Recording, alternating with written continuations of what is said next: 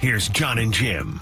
All right, San Diego and Southern California, what's going on? This is hour one of John and Jim. We will have full reaction to this Padres series loss in Detroit, as Jim just told you about. Did you mention Magoon Guath in your update? What? Start the thing over. Do the update again. What was in the update? If you would listen, you would know. But I didn't hear Magoon.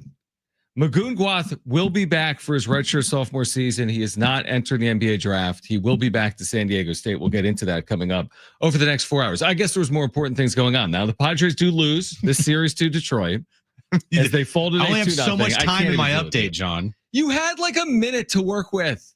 Only so much time in my update. That update bed, that little musical jingle that's playing. Yeah. Brent could tell us how. I bet there were 52 seconds left on that jingle. Yeah, like 30. He had 30 seconds. And Magoon Guath announced on Instagram he'll be back for his redshirt sophomore season, withdrawing from the NBA I didn't draft. put in the update. Maybe I'll put in an update at 2:30. I would hope so. Maybe you'll listen. Yeah, exactly. We're not the flagship. It's fine. No, maybe fine. you will. Kevin AC will join us at 3. Will Brinson on tomorrow's draft. He will join us coming up at 4. Today's not a day to overreact, but the season is over. And here's why. So over. Kidding. It is over. Padres are 17-8. They need to get healthy. This was the first time all year that they were shut out. This was the first time all year they went more than 3 innings without a base runner. This happens over 162 games. Oh, by the way, they're without like everyone. They're without Jackson Merrill and Luis Arraez and Jake Cronenworth and others. Now, not to excuse it fully away, they've also won some games without these players, but Detroit's good. It was at Comerica. They went up against a starting pitcher that was terrific today. Reese Olson threw 71 pitches in 7 innings. He got tons of swings and misses. So he completely cruised. It's the first time the Padres have been shut out this year. I'm not going to overreact and go beyond saying the season is over. I don't think the franchise is over, but no, I don't think it's a reason to overreact personally. We'll get into this game. We'll hear from Mike Schilt. I personally am not going to, I don't even need to react to it truthfully, but I'm certainly not going to overreact. Go, do it. Burn it down, man. No, I can't do it. But seriously, sell the franchise. This is on you, John. John, I can't believe first shutout of the year on April 23rd. It's incredible. How are you? How have you not put this team up for sale yet? If they get shut out again this year, I'm trading Manny and Tatis like right now for Reese Olson. Exactly. He's available. Yeah. Hey, you guys want Manny and Toddy? We'll give you him for Reese freaking Olson. Jeez. Right. You're right. Bringing it back down to a level of like sanity. Other than, yes, the season's over, you're going to have games like today. And you are especially going to have games like today when you're throwing out guys like Oscar Gonzalez and Tirso Ornelas and Tyler Wade and Martin Maldonado and Xander Bogaerts hitting cleanup for you and Gavin Sheets hitting second for you. When you have a lineup like you have had the last couple of days, you're thankful that you got out of Detroit with at least one win, because you're looking at a lineup that if this is something that is a month-long type of lineup, I would sign up for 500 like right now, because you're right. The injury bug has hit this team. The depth of this team, like we've talked about all offseason and this year, is a concern, and it still is a concern. And if anybody thinks that this team can to replicate their stretch to start the year with guys like Tyler Wade and Oscar Gonzalez, Mason McCoy, and Tirso Ornelas getting everyday at bats, you're going to be in for a rude awakening. I don't think most teams could deal with losing players of the caliber of Jackson Merrill or Luis Arraez. And hopefully these injuries aren't so significant that they're out for weeks and weeks and weeks, if not longer than that. To your point, though, it will be hard to play. Forget about the clip they played at. It'll be hard to maybe even play 500 with this much instability, with these many injuries that they've had to overcome. By the way, Kyle Hart kept them in this game. This has nothing to do with Kyle Hart. He allows a leadoff home run. The bases are loaded. This has nothing to do with Kyle Hart. If someone told me 6 innings, 2 runs from Kyle Hart, I'd be like, where do I sign up? Go win the game. If not for Elias Diaz and Nick Pivetta yesterday, you're right. They've been swept. I mean, if Diaz doesn't hit that ball over the left field wall, who knows what happens in that game, even if Pivetta goes 7 or 8 scoreless innings. So they're thankful to get out of Detroit 1-2. They go 2-4 on the trip. It's not the end of the world. They no longer Ben Fadden, if you're listening to me, have the best record in baseball. Oh, the bid so is I don't know how dead. you recalibrate the tweet. Retweet if you have a top 2 record in baseball, that would qualify. But the Mets won today, coming back in the 10th or 11th inning to beat the Phillies. Mm-hmm. So the Mets now have the best record in baseball. But I'm not worried about them having the best record in baseball. I'm worried about them getting healthy. I do have a tweet for Ben. Okay. If he's listening. I know he was listening last night. Here's the tweet for Ben. After the Dodgers play today, even if they win or lose, the Padres will still be in first place in the National League West. Boom. Tweet it. There you go. You should beat them to it, man. Retweet if your team is first place in their division. Love that. You're only going to get 6 fan bases retweeting because there's only 6 divisions. Retweet if your team is in first place in the National League West. Yes, exactly. Exactly. That's more like it. Here, okay. I'll go down one tangent today. Okay. Okay. Do you know where I'm going to go down my tangent? Does it? Is it Xander? No, that's too easy. By the way, Xander's on pace for 0 home runs and 32 RBIs. Is that good? But he'll do better than that. He'll hit a home run. Here's the tangent. And there's two tentacles to the tangent. How about that? Ooh, tangents. So they're down 6-0 in the 9th. I'm all for pinch hitting Toddy and Manny and Cheatsy. Oh, I know where you're going. For Joey and whoever else they pinch hit for, Yuli Gurriel. Yuli and Joey. You're down 6-0. Manny Machado's playing on one leg. He fouled 2 pitches off his foot the other day. I'm all for giving him a breather in the 9th inning. He has a little ouchie. But, and Fernando Tatis Jr., yes, he spent his whole career on the IL. But the reason I would let Tatis bat for himself in the 9th inning is he's riding a 23 game. A 23 game on base streak, the longest of his career. Now, it's not Ted Williams. It's not 82 games, right? Ted Williams had an 80 something game on base streak. So I'm not saying he was going to get to 80 games. I don't even know what the Padres record is for on base streak. It's not a history. But you're not going to bat Toddy there with a 23 game on base streak on the line because you're down 6-0 or because you fear he gets hurt. Again, he could have. Like, what if he does get hurt there? Then Schulte's spot on. But I'm batting him in that spot. He got on base today, but it was because of an error. Yeah, the on base streak ends because of the error. Yeah, it doesn't count. Correct. Because I saw some people in our chat saying he got on base. I know he got on base, and not technically in terms of streaks, right? Right. Like your on base percentage does not benefit from reaching on an error. Correct. And then he proceeded to make a bonehead base running error by getting thrown out at third base. That was the second tentacle to my tangent, but yes. Okay. Well, we'll go to that tangent now. Yeah. Is that? Well, are you cool with him being pinch hit for riding a 23 game on base streak down 6-0 in the 9th because he's going to get injured? Look, if it was like he was 2 games away from breaking the all-time on base streak record. What did you say the Padres record was, Brent? He just told me 50 something games for Ryan Klesko. I've seen one for Ryan Klesko and another one for Benito Santiago. So I'm going to confirm. Okay. Well, again, he wasn't within a game. To your point. That's yes. Yeah. And because of that, I'm not going to lose my mind over it. If he was literally a game away from breaking some type of on-base streak that has been held in, franchise history or Major League Baseball history forever, then yeah, I'm losing my mind today. Didn't even think about it twice. I thought about it like 3 times. I know you did. I'm a streaks guy. I'm Didn't a even game think about it notes once. guy. Because when you texted me earlier, like, why did Toddy get pinch hit for? I'm like, because they're down 6-0 and this game is over and who cares? Well, but I thought he reached in the first inning on a walk. It was an error. Well, I asked you that because I was busy doing something, so I did not see. Right. So him. you thought maybe he like died. Yeah, I was like, did he get hurt? Yeah, no, he's fine. And they just gave up on the 9th inning, which I have no problem with. In a normal circumstance, down 6-0, like, live to fight another day. It's a long year. You're not scoring 6 runs in the 9th inning in that spot.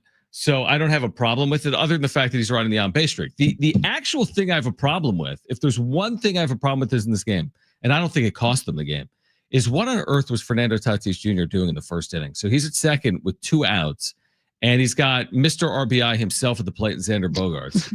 And he tries to steal third, and he's out by 15 feet. It ends the inning. And I don't see how there's any excuse for it. Truthfully, you're scoring on any base hit to the outfield. You're Fernando Tatis Jr. There's 2 outs. You're running on everything. What are you doing? There's a difference between aggressive base running and dumb base running. Yeah. That was dumb base running by Tatis. Now, if you want to throw the argument out there, well, if he, ended up being safe, Jim, then everything would have been fine. Okay. Okay. I mean, you have another stolen base. I'm all for stat padding. Yeah, that to me is it's a no-win situation trying to steal third base. I was thinking like does the pitcher have like a bunch of wild pitches on the year? Like, but he literally looked like the Tariq Skubal today Right. for the Tigers. So he wasn't wild. He wasn't throwing things in the dirt that could possibly get thrown away to the backstop where Tatis could score from third. It was a dumb play at third. I don't care what anybody says. And I mean, someone in this town thinks it's stupid that works in the media, and I told them that they're idiots. And guess what? It's a bad play. It's a bad play. It made no sense to try to steal third base in that situation. Now, did that cost them the game? No. Like, no, it didn't. But please, please, please learn baseball, guys. Yeah. Again, it's like there are spots to steal third in, like 1 out. Okay, to get to third with 1 out makes sense, but with 2 outs, yeah. How drastically have you increased your chances of scoring by moving from second to third with 2 outs? By 1%? If that, So it's at least 1%. There's a 1% chance of a wild pitch, pass, ball, or error, obviously, right. But it's not much beyond 1.5%. As in risk reward. If you're going to get caught 40% of the time to increase your chance of scoring by 1%, why would you run? So that made no sense. And to your point, wasn't the reason why they lost the game. And isn't that base running 101? It's base running like the first or third out. Yeah. Don't make the last out at third base. Yeah, and Base you're in running. scoring position already. We've seen Tatis score from second base on a pop fly to the shortstop. Like it in that moment, it was a dumb play by Tatis. Anybody telling you otherwise, do not listen to them. They don't know what they're talking about.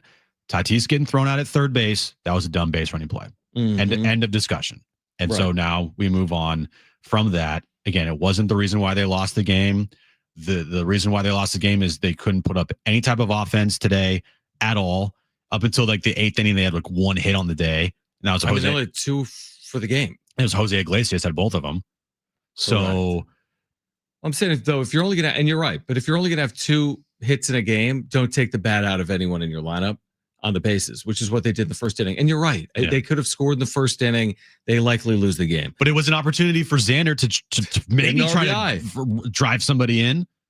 Yeah, and then again, like Kyle Hart kept you in the game. Listen, my takeaway from the road trip is they have to get healthy. That's my takeaway from the road trip. Guess what? Newsflash: they're nowhere near as good without Merrill, Arise, Cronenworth, and the injuries they're dealing with. Yep, that's a fact. And so they're going to have to be a scrappy team. Yeah, and win games kind of like they did yesterday. Not 2-0 all the time, but 3-2, 2-1. You know, to expect this team to consistently, with this lineup that they have and all the injuries they have, to consistently put up 4, 5, 6 runs a game, that's wishful thinking. Now we'll see what happens at home. Maybe they turn back into, with this lineup, like, hey, we're the 12-1 Padres at Petco Park, regardless of who we throw out there. Right. And they're just finding ways to win and putting up 5 runs a game and, doing all the right things on the base pass and hitting with runners in scoring position. Maybe they do that. I don't know. Maybe. But the longer you go on with this type of lineup and with the injuries they have, you're asking for trouble. And it's not anybody's fault that these guys got injured. It's just the lack of depth with the organization and the lack of depth with this team that is going to really show because of the injuries. Yeah, I think most organizations would be in the exact same spot with this many injuries to their top guys. Yeah, that's how I see it. But they got to get healthy. So we'll hear from Mike Schild on the other side. We will have Kevin Acee join us, our Padres insider from Detroit at 3 p.m. Round 1 of the NFL draft is tomorrow. Will Brinson back in the show, CBS Sports senior NFL writer. Don't go anywhere. It's John and Jim.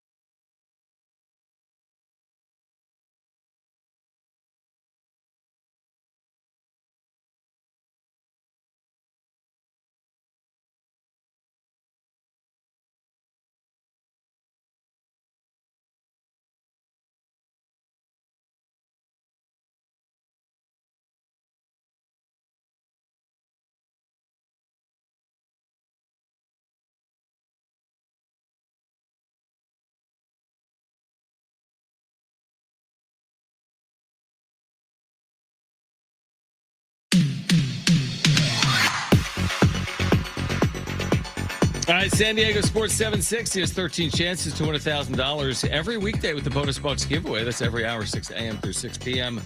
Listen for the keyword, then enter it at sportssd.com. Now, we've heard Mike Schill postgame all year long, and everything's been roses. Yeah, of course it is. Awesome. You texted me. 7. I've not heard this yet. You texted me. Oh, things got spicy. I cannot wait to hear this. It better be spicy. It better be spicy. I wrote back and said it wasn't overly spicy. You need to watch it. Oh, okay. But I think you might hear more it. Visual. It's a more visual. No, you're going to hear it. I promise you will hear it. I promise you will hear it. All right. This was Mike Schill. It was in his back and forth with Kevin Acee, who will join us coming up at 3 p.m. This is Mike Schill postgame. I mean, no history with him really. But gosh, he threw the ball exceptionally well. I mean, everything right there at the bottom, late on the plate, under, on the plate, on. Worked the corners pretty well. So I thought he was tremendous. And now we're 25 games into this season. You guys have had a trying trip and a trying period.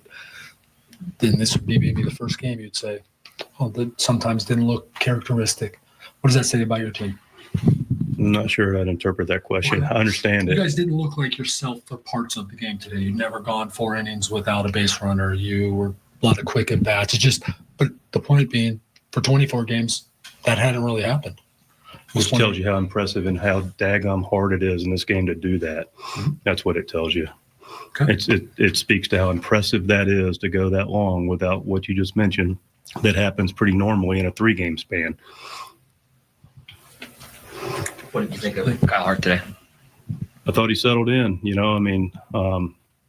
Torres got him, bases loaded, was able to, get a couple punch outs, settle in, get into the 5th, give us a chance. So, Rocky early, righted the ship, had Jacob ready. They're going to go if we bring Jacob in for Malloy to Carpenter more than likely. And so, Malloy got him, but he gave us more than a chance to win a baseball game.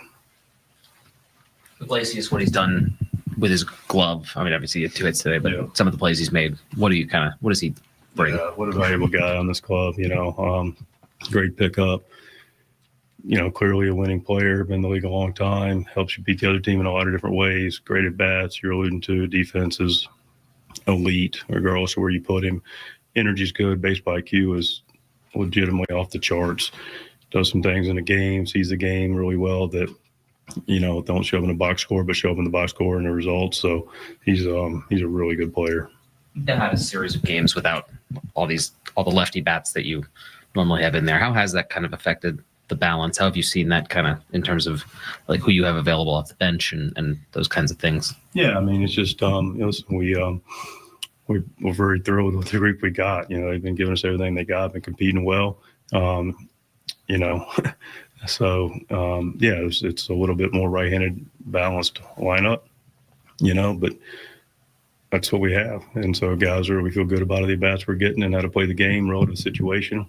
We look to hit and run when we can or get a bunt down and, be able to push. But, that kid threw the ball good today. I don't know, right, left, in between. I don't know if it would have mattered a whole lot with the way that young man threw the baseball. He did a nice job. Mike Schill, post game. It wasn't as bad as I thought. Now I didn't say it was crazy, and I saw the reaction on your face. It's more of a visual thing because I know there's an awkward silence there. You could hear it in his voice. But there was a brief, awkward silence moment before AJ Casville asked about Kyle Hart to kind of like break up the little tension that was there. I didn't see it, but definitely I could hear Mike Schilt just staring through Kevin Acee. Like, are you serious, bro? Oh, yeah, right. Exactly. And by the way, over the course of the season, it's going to happen again. Yep. Happened a number of times last year. I get it. If I was the manager, dude, it's an awkward situation to be in. You're asking questions about like decisions or your own team. I get it. It happens with all the managers. Mm-hmm. It wasn't something crazy. He wasn't throwing telephones against walls. No. It wasn't like Hal McRae. But, it was, it's the first time there's been anything of any level of like tenseness in any pregame or postgame because the Padres have been as good as anyone. Everything's gone great other than their health. And everything's still fine. They're 17-8. So hopefully they get home and they play well at home, even with some of these injuries. But there's no problems. That's why I started the show by saying there's no reason to overreact. because there isn't a reason to overreact. Most teams would trade 17-8 for where they are right now. Yeah, and it's not like the injuries that they have right now are season enders. If they were season ending injuries and this was a lineup that we were going to see more often than not for a while, I would be overreacting. Mm-hmm. I would have been overreacting before today's game, truthfully. If they Because were all out for the year, if Jackson Yeah. Merrill was Oh. expected to miss months, Oh, if yeah. Cronenworth was expected to miss months, and same thing with Luis Arise, definitely. be freaking out. Right. And that just shows you how thin, the margin is for error when it comes to injuries with this team, because they do not have the depth to withstand these types of injuries for a long period of time. Week, 2 weeks, maybe 3, sure. Especially with the start that they had, you can weather the storm. Yep. You can absorb some of these types of losses, and it's not the end of the world. Like you said, they're 17-8 still. A lot of teams in baseball would trade what they have right now for a 17-8 record. So it's not the end of the world. And these guys will be back hopefully sooner rather than later. But it's still, it just highlights once again, when I'm seeing a lineup like it is today, you're going to need to be pretty close to perfect if you want to win those types of games. No, I do agree with that. I just don't know what an organization's depth typically looks like when they have a starting center fielder that's 22 like Jackson Merrill or a 3-time hit champion in Luis Arise. When you lose those pieces, Right, I get it. There's not a lot you could really do to overcome that. You get fortunate. I mean, they lost Tatis for half a year last year and didn't skip a beat. Who would have ever thought that? When Tatis went down, we thought it was the biggest injury in the world. It turned out really not to be for the Padres last year. Yeah, it wasn't. They overcame it. They played really, and then he really good came baseball. back and he played really well. It just shows, I think, Jackson Merrill's very important to this He's club. huge. And so is Arise. I mean, they just have had very little traffic in the 3 games since. How many runs did they score in Detroit? 0 today, 2 yesterday, 4 they trailed. So 6 runs in 3 games. I mean, yeah, they struggled to score in Detroit. They did. So they still have enough. I think with Toddy and Manny, like you can score some runs. But when they're over, which they were. And then when Xander's doing literally nothing for you, right, that's a problem. Yeah, those 3 combined to go hitless. It's amazing you even had an opportunity anywhere in this game. Right. It was 2-0 for forever. Yeah. They could have, in theory, stolen this game. They just didn't. No. All right, more on this with Kevin Acee coming up at 3 p.m. Also, Magoon Guath returning to the Mesa for his redshirt sophomore season. That's now officially official. What does that mean for the Aztecs? Here until 6. We're talking about tomorrow's draft with Will Brinson from CBS Sports at 4 p.m. John and Jim.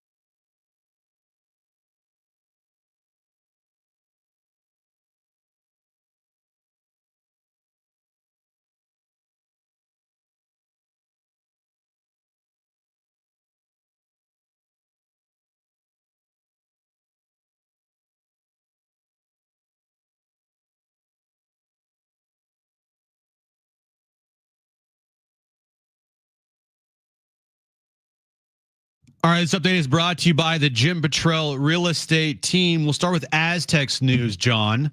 Magoon Gwath announced today that he will not be entering the NBA draft process. He will be returning to San Diego State next year. The transfer portal is officially closed. There, you happy? Padres, they got shut out today by the Tigers 6-0. They went 2-4 on their road trip. They're 17-8 on the year, still in first place in the National League West. They have an off day tomorrow before they travel home to take on the Tampa Bay Rays for a 3-game series this weekend at Petco Park. And NBA playoffs continue tonight. Full slate. Magic Celtics tip off at 4 p.m. Heat Cavs 4:30 p.m. tip off time there in Cleveland. And then Warriors and Rockets is the nightcap at 6:30. Warriors lead that series 1-0. Would you like to know what your home would sell for today? Get a simple text message with your home's value by texting your address to 855-600-6000. You'll get no phone call, just a text. Jim Petrell has the buyer. Simply text your address to 855-600-6000. All right, John and Jim, San Diego Sports 760. Kevin Acee at 3 p.m. will join the show from Detroit. Padres heading home. They'll play Friday against the Rays. Will Brinson, CBS Sports, on tomorrow's first round of the NFL Draft. Will join us at 4 p.m. We'll get into Magoon Gwath coming up this hour, his return. The evergreen moment of the season is Blake Snell going on the IL. He had made just 2 appearances for the Dodgers. He had been flat out awful. Now, his ERA wouldn't show that, but I think he had allowed 18 base runners in 9 innings. So he had been, well, basically doing what he had done in San Diego and getting away with it. But he has been shut down, which is probably a planned shutdown, if I was guessing.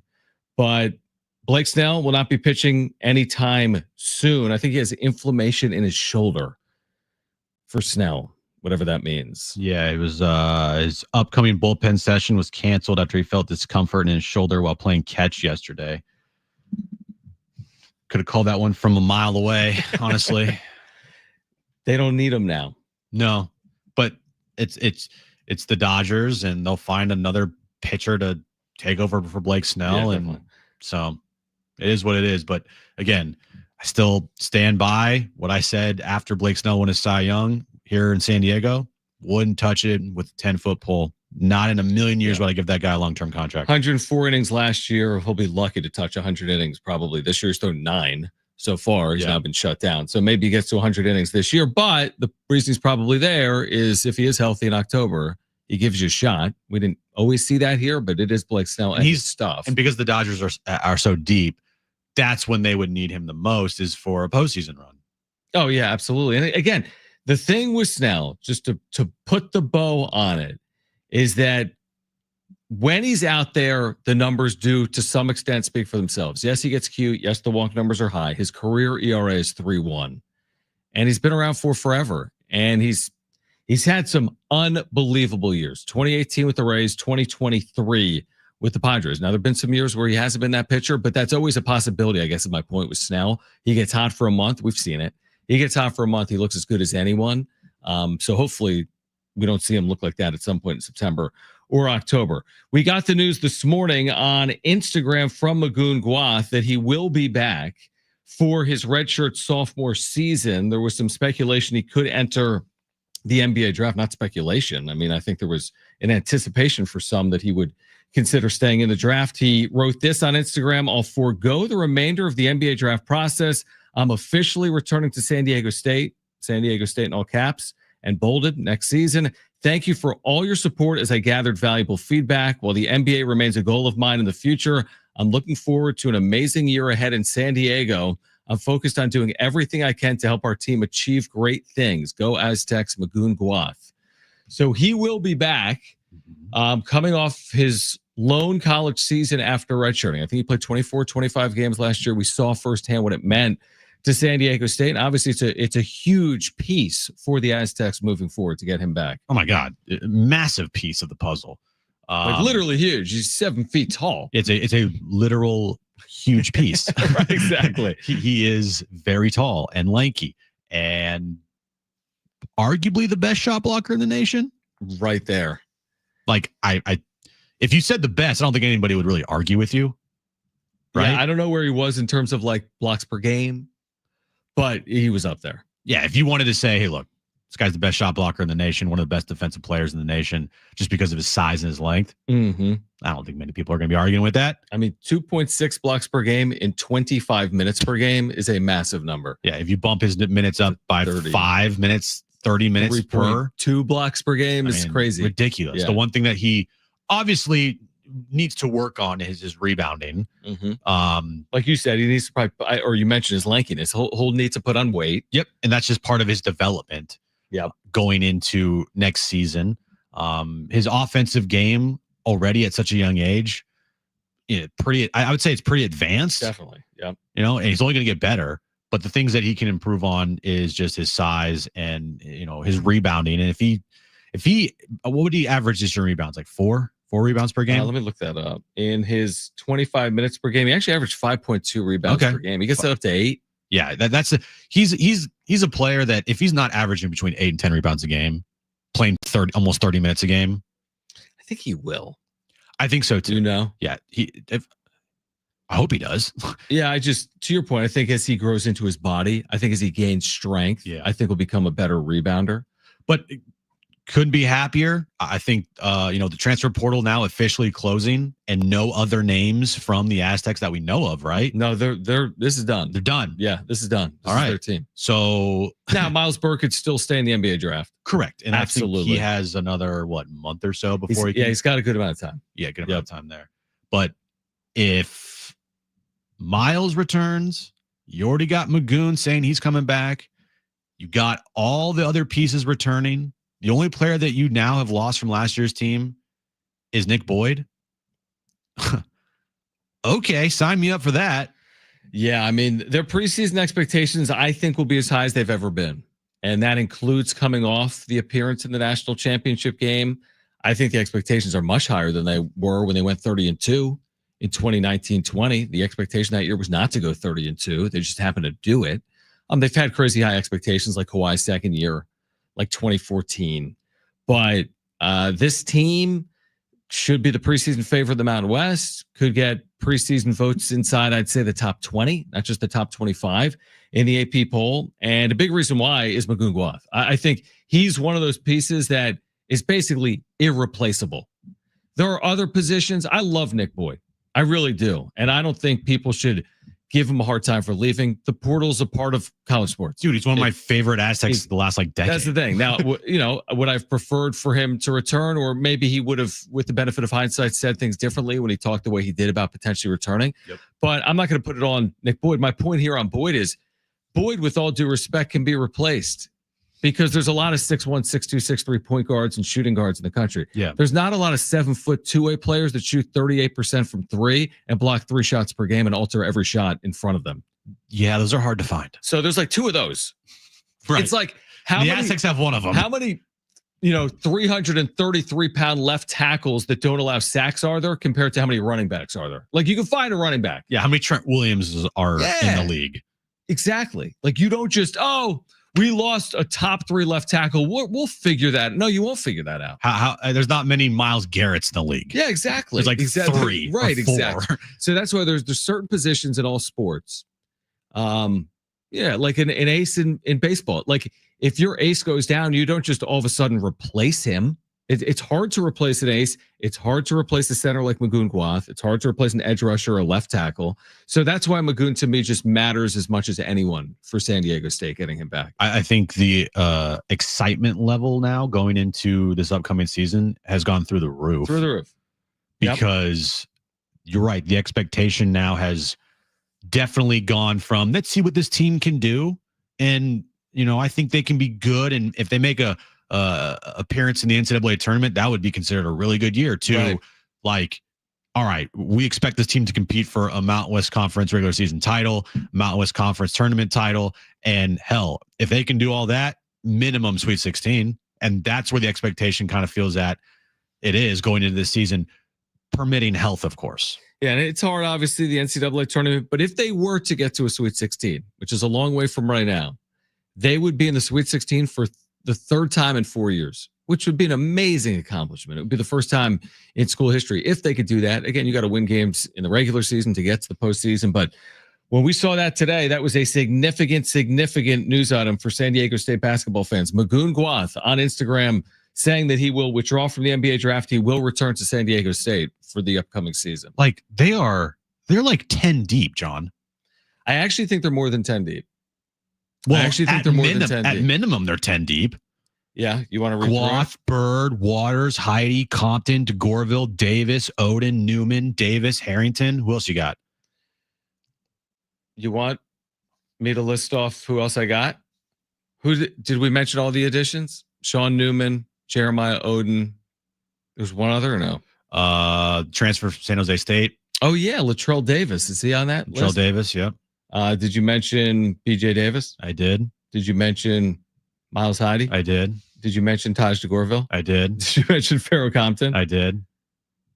They're at least 10 deep. Oh, did you mention Tay Simmons, who's a 4-star freshman coming in? I did not. Yeah, he's going to play.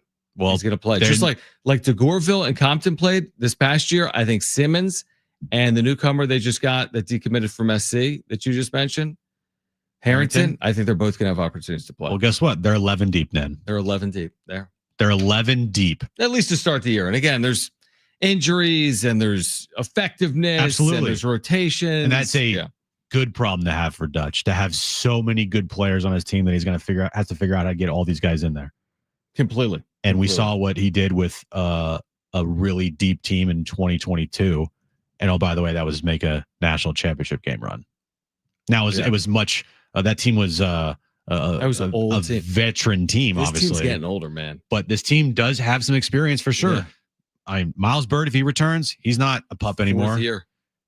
Reese Waters, he's been in college basketball for how long? Exactly. 6th year. Miles Heidi is his 3rd season. Yeah, Davis 3rd season. Magoon is actually his 3rd season returning. He redshirted. Yeah, but 2nd year playing. Yeah. So yeah, they're going to be older. I mean, a lot older than they were a year ago. All right. If you want to weigh in, 70470, start it with team, or you can call us 877-767-4760. On the other side, back to the Padres, who lose in Detroit today. Kevin Acee will join us at 3. Will Brinson from CBS Sports on the Draft will join us at 4. This is John and Jim.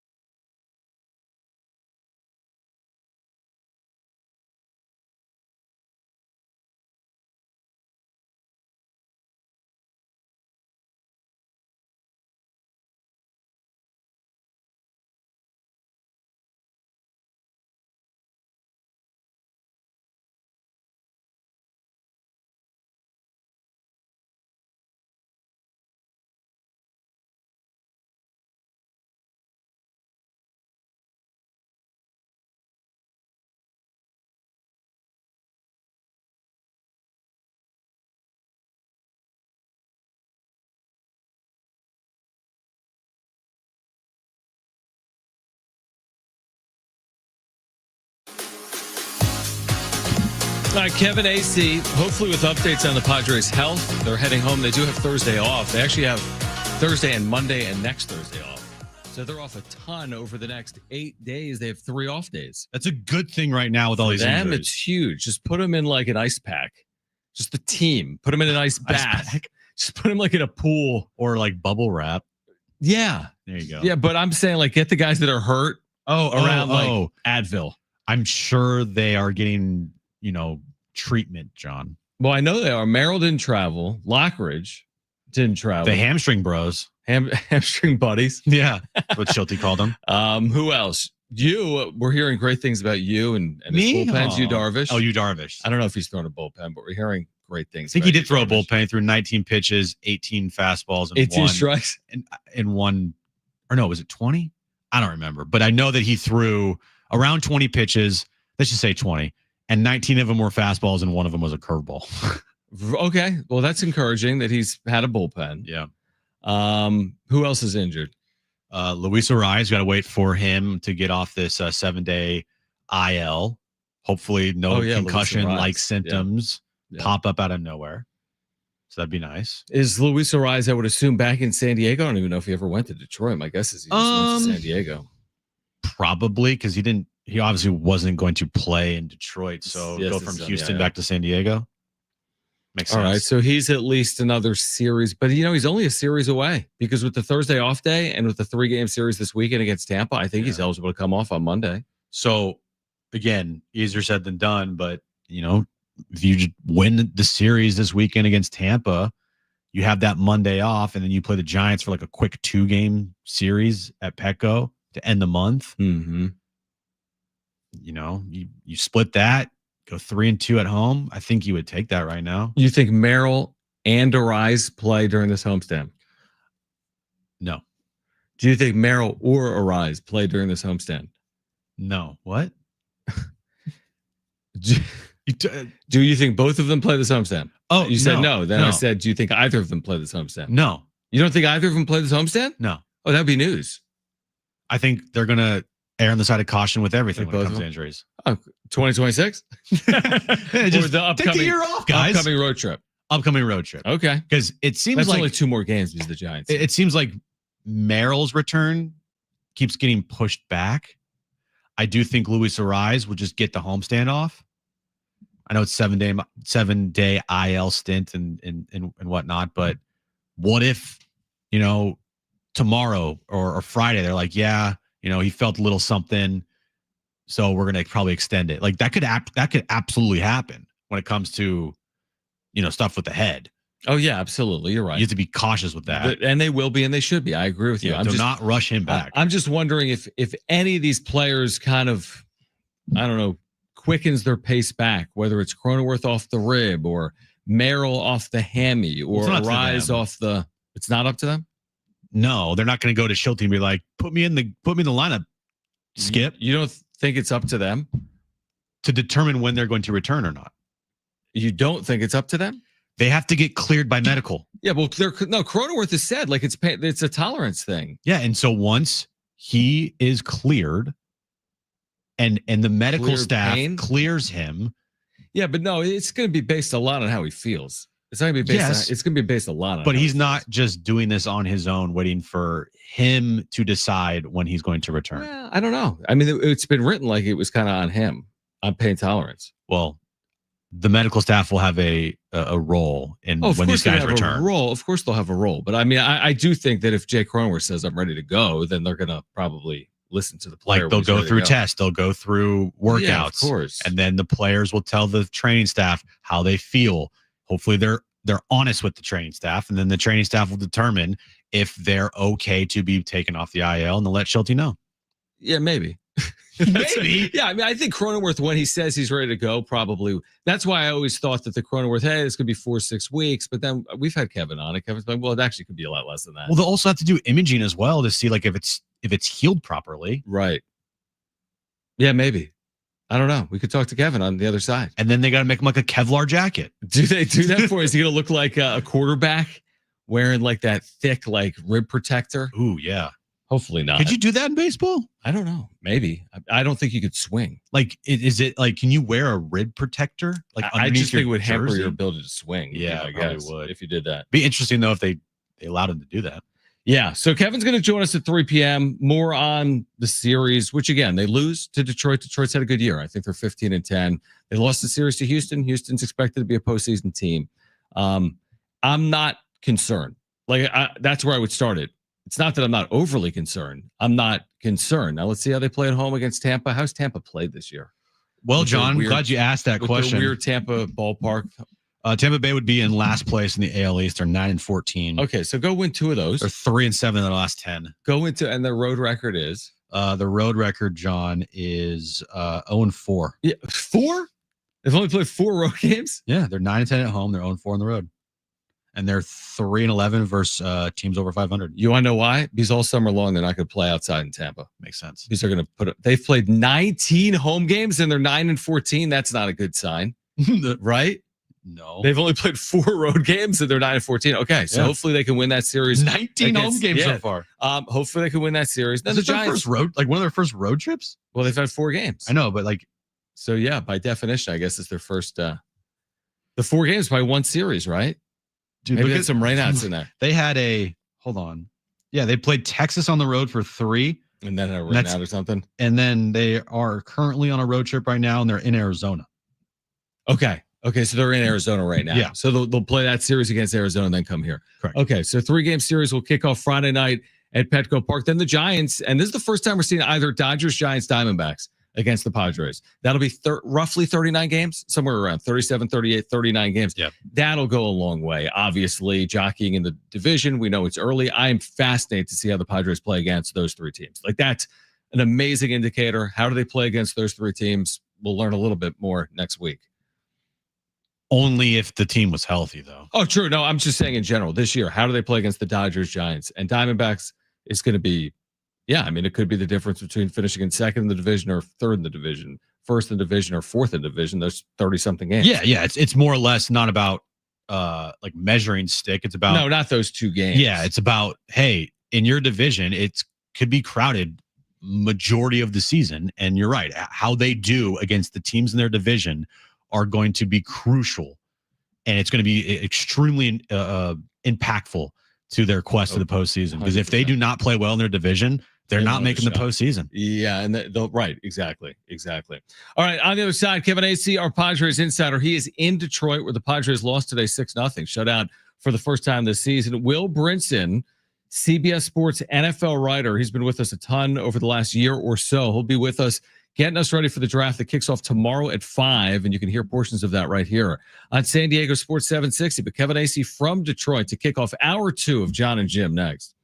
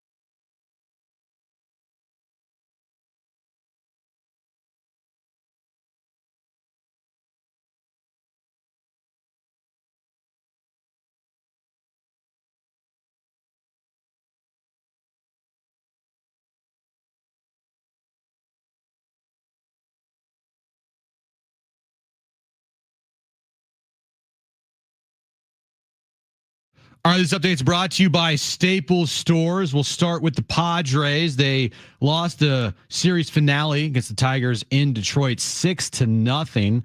They did not have a good road trip, going 2-4 on the trip. They have an off day tomorrow before they start a 3-game series with the Tampa Bay Rays Friday night here at Petco Park.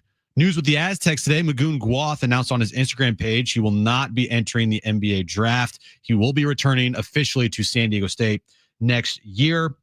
And tonight, full slate of NBA games. First up, Celtics Magic Game 2. That tips off at 4 p.m. Cavs Heat Game 2 there tips off at 4:30. And then Game 2 between the Rockets and the Warriors at 6:30 p.m. in Houston. Your local Staples has hot deals and super low prices throughout the store on everything for your business. And right now at Staples, save up to $250 off your print order. Exclusions do apply. Visit staples.com/print for details. Ends June 14th. Plus, save even more with the Easy Rewards program at Staples.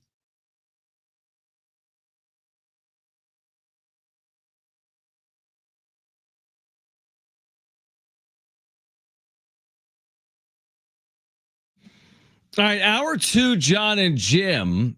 Now, Brent just told me, Kevin, are you slightly under the weather? Are you dealing with something with your vocal cords? Because we deal with that as radio guys, and it's not fun. What's it like as a reporter to have vocal issues? Well, yeah, it is what it is. You guys have been there, I'm sure. Yeah, I'm sorry. I apologize.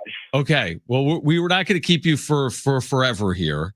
And if you need to go, I know that just feeling. the next hour. Let me. I'm going to be honest with you because I've seen a lot of ENTs over the years, and they say you really shouldn't strain your voice. But then again, I mean, are you really? I don't know how concerned you are with it. I'm concerned as a radio guy, but I'm just giving. Here's the thing. Yeah. Chamomile tea, throat coat at CVS, and honey.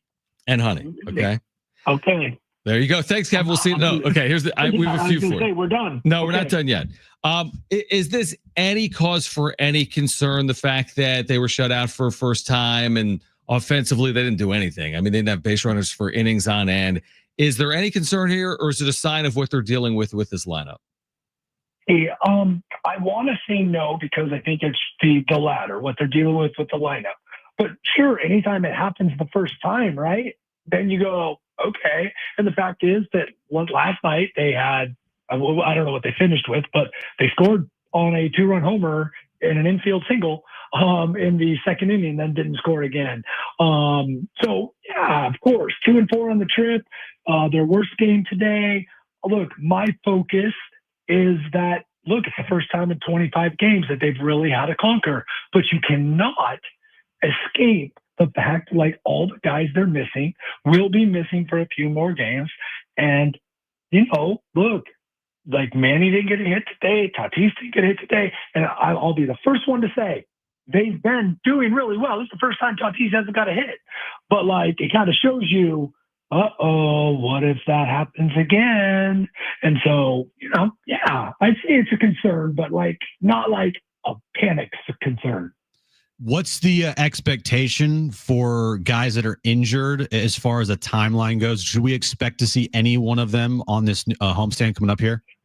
I think there's a chance you could see Merrill on this homestand, but honestly, I've talked to some people and they don't know. So, or at least they're saying they don't know to me. A couple of them I trust. But that's been the word, is that you could maybe more likely in Pittsburgh, but you could see him on this homestand. And Cronenworth is at least a couple weeks away.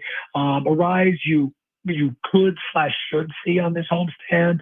But again, concussion, man, we talked about that, and none of us have been home. And I don't know that he's what everyone's like. Oh yeah, he's totally fine. He'll be back on Tuesday for sure. No one has said that to me, at least. So, but those guys should be back. I think that one of the benefits they may be dealing with, loose usage of the word benefit, is they're off, and correct me if I'm wrong, I think they're off Thursday, Monday, Thursday.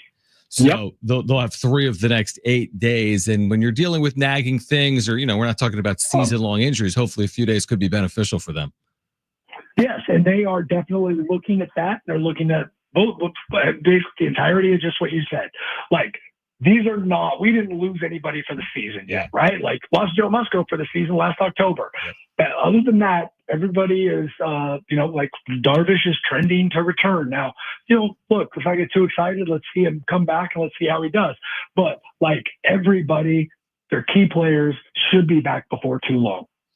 This is kind of like an inside baseball play that happened today. It didn't cost them the game, Kevin, because they lost 6-0 and they only had 2 hits. But first inning, Tatis tries to steal third, gets thrown out in runner scoring position there with 2 outs.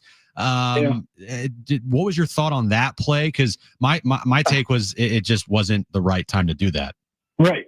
I mean, it just wasn't. And then you get to where they lose 6-0 and there's other stuff to talk about. So, in that case, I didn't ask Tatis why. But it didn't have, I guess you could say, hey, what if they scored there? What if Xander Bogaerts gets a hit and they're up 1-0? I don't know that it changes because that kid, let's give some credit. Like that kid, Reese Olson was dealing. Yeah. Those 2 pitches he's got, the slider, the change. He was dealing. I don't know if that really changes much today. If they've been able to eke out a run there. Another thing that's completely that was terrible. It was not a good decision. And look, like there's always that. I don't even know if this is the fine line, right? Like Mike's always defending those kind of things. Like, yeah, we like to push the envelope. Well, that wasn't necessarily pushing the envelope. It just wasn't a smart play. Exactly. Like, there's one thing to be aggressive. It's another thing to just, you got to be smart. So, it just because you're aggressive doesn't mean you can just run at any point. Like there's still, they're human beings though. That's one thing I'll agree with Mike on, right? Like, you're if you're going to be aggressive, maybe sometimes you lose your mind a little bit. Another thing, Kevin Ace here, Padres Insider with us. Another thing, not to lose any sleep over, but I did think about it, was in the 9th. They're not winning the game. Okay, we can all agree there's a 1 in 1,000 chance of overcoming a 6-run deficit with this lineup. Yeah, exactly. But they pinch hit for Tatis, Sheets, and Machado. And listen, you have to keep them healthy, especially when you're dealing with injuries. I completely get it. The only thing that I was kind of taken aback by, Kevin, is Toddy was riding that on base streak, which he didn't extend today because of an error. Did it cross your mind at all that they were pinch hitting there in the 9th inning? Did it matter to you at all? Yes, but I mean, to me it did because now it depends. It affected one all right. Yeah. For one little tidbit, right? Like, but I knew why he did it. It's like that's just not important in the long run. Yeah. But yes, the first thing I thought of, like, I was like, oh, Tatis has another, Tatis has another at bat to try to extend the streak. Great, that's important to you, me, maybe a tiny bit to Tatis, but not really. Yep. It's like guys going for a cycle in spring training. Hey, that'd be kind of cool, but Yeah, he's not about to break any Major League Baseball record for on base streaks or something. Joe DiMaggio, he's not sitting there on 56. Right. Yeah, it's not one of those situations. Yeah. Nick Pivetta yesterday was brilliant. He's been brilliant for this team all year long, Kevin. What has it been with Nick Pivetta that he has pitched this well so far this year for the Padres? So supposedly the mechanical changes that have him going more directly toward the plate. And if you want to go deeper than that, you're going to, besides the fact that I know that he moved over to the third base side of the bag and he's made his windup a little simpler, I know nothing more than that. You have to talk Ruben Niebla. But there's that. That fastball is incredible to watch because it's like 94 to 96. Evidently the hitters, they say, looks like 98, 99 because it doesn't drop. And so to them, it's one of those rising fastballs, right? And like the guy, as long as he's in the zone, and in 4 of the 5 starts, he has been in the zone. He's been ahead of guys. It's remarkable how much he's been ahead of guys. And then like with the curveball he has, it's like, that's what the hitters are thinking. And then boom, there comes that fastball, that rising fastball at the top of the zone. Like when he's ahead, man, you're watching him going, how does this guy have a 4.37 ERA or whatever it is? How's he never had lower than a 4.04? But like, we'll wait and see what happens and, dig deeper into it. But like, wow, how good he's been. And then you throw in, wait a minute, he's been we've talked about it, right? You Padres fans had every right to be in the Padres had every right to be excited because they needed a number 3 starter who, gosh, pitched in a tough ballpark and a tough division and, was serviceable, but he was the best guy available. And he came with a really nicely structured contract. It was a really good signing for those reasons. You didn't know you were going to get the guy who's so far been your ace. Like he could not have been better. He's been incredible, and they'll have him for at least another year, and it's completely cost effective. And we'll see if it You continues. know, his $1 million salary this year. It's unbelievable. Kevin Ace is 19 next year. not. Yeah, again, Yeah. whatever the math is on the 2 years, Yeah, right? The 20-something million for 2 years. Kevin Ace is with us right now from Detroit. I know this wasn't playing out in Detroit, but Leo DeVries, I'm sure, has caught the attention of the organization. You saw this obviously yesterday. 5 for 5 hits for the cycle, 2 home runs. This young kid. What is just the reaction here? You know, Salas has struggled with his bat, but DeVries in his time in the minor leagues really hasn't, and he's hitting for power. And like it's kind of like, okay, cool, wow, okay. Special players do special things, and like this guy is the guy that they have felt for a couple of years was their top prospect, and that they feel can be up next year. And you want to see him. You want to see him end up in San Antonio sooner than later, and continue to do those types of things there, because you know what? That's what Tatis did. That's what Merrill did. I'm not saying you have to, but that if you're a special player that's playing in the major leagues at 19 and helping a winning team, then you do things like this in the minor leagues. All right, Kevin, we're going to let you go because according to AI, the best thing to do with laryngitis, which is you're dealing with it to some extent, you want to prioritize vocal rest, which you're not doing right now. You want to stay hydrated. It's our fault. You're not doing this exact second. And you want to soothe your throat or use soothing throat remedies. So rest up, travel safely, and hopefully you're feeling better a couple days from now. These guys, I'll talk to you a couple days from now. Sounds Feel good. better, Kevin. Kevin AC. There is nothing worse in what we do. Oh, nothing. I mean, worse. there's things that are worse, but laryngitis is the worst. Now, if you need to get through like a 9-10 minute segment, I think you could do it. But like a show. But a show, no chance. And you know the feeling we've all had it, you and I, and people that do what we do. Maybe teachers have had it. They use their voices or whatever. If your job uses your voice, there's nothing worse than when you're trailing off throughout the course of the day. You're holding on. Like you start with a decent, like you have a decent sound, and then an hour in, you don't sound as good. 2 hours in, you feel like you're gonna like. It's like a train wreck. It's like a long, extended train wreck. So hopefully Kevin feels We better. know those days. Yeah, he said that. I mean, he agreed with us on the Toddy trying to steal third. He called it not a smart decision. Yeah, anybody that thinks it's not a smart decision, like learn baseball. I'm sorry. It's just, it was not a smart decision in that moment. But I'm not going to like lose my mind over it today because no reason to lose your mind. They lost 6-0. They didn't lose 2-1. Exactly. I think that if you're going to lose your mind over anything, it's if these nagging injuries get extended out with their timelines. Right. If we find out, hey, we don't have a timeline on Merrill, we're going to play it safe. You know what? He's not going to travel with us on the next road trip either. That's then when at you'd some be point like, you're what's going on? Okay, here? now we have like a significant, like, does he have like a hamstring tear? Like, what are we dealing with here?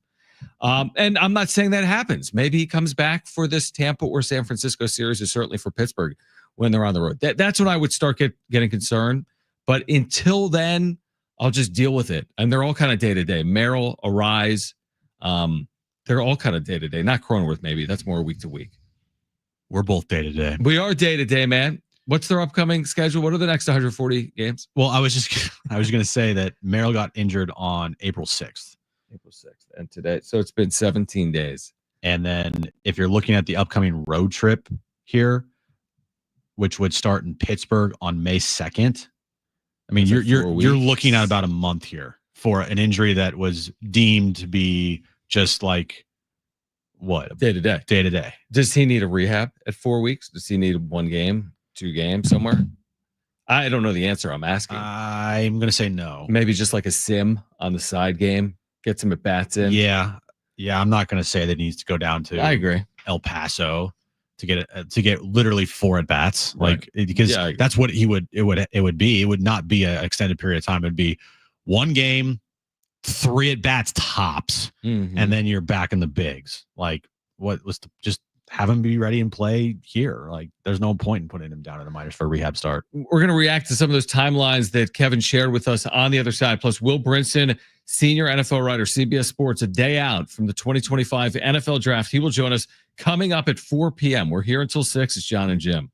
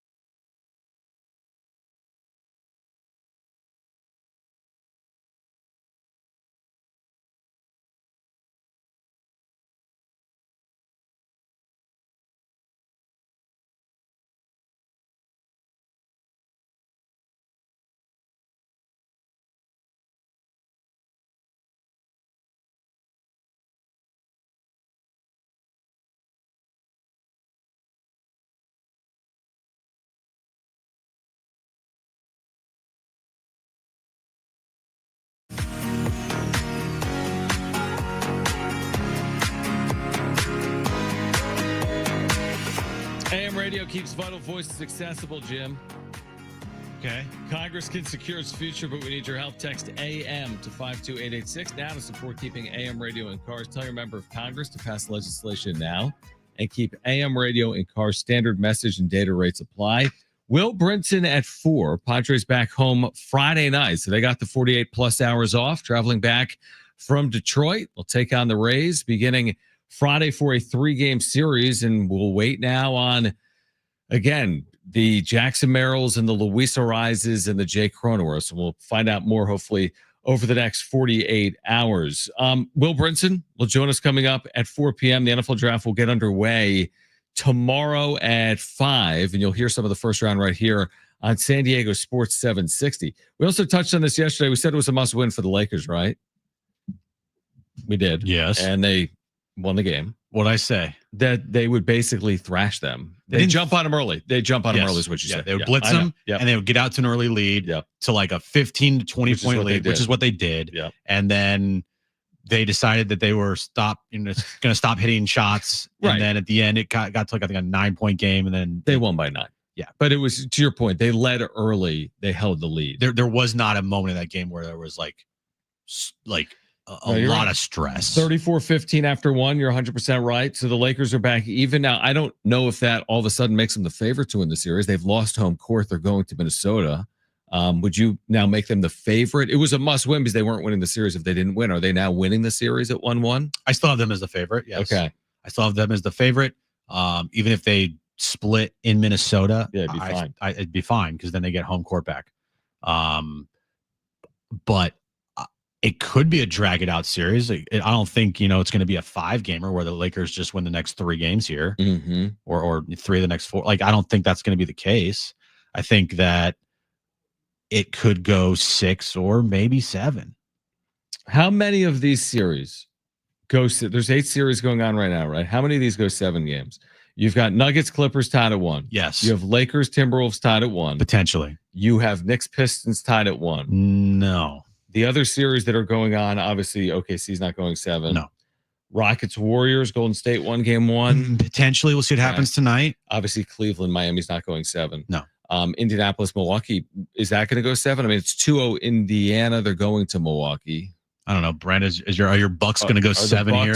No, they're done. Okay, they're done. And the Celtics Magic series isn't going 7 games. So we're basically, but in the West with Nuggets, Clippers, Lakers, T-Wolves, Rockets, Warriors, we could have some lengthy series. The Nuggets Clippers series might go 7. I think that's going to go 7. The first 2 games have been fantastic in that series. And I wouldn't expect anything to really change.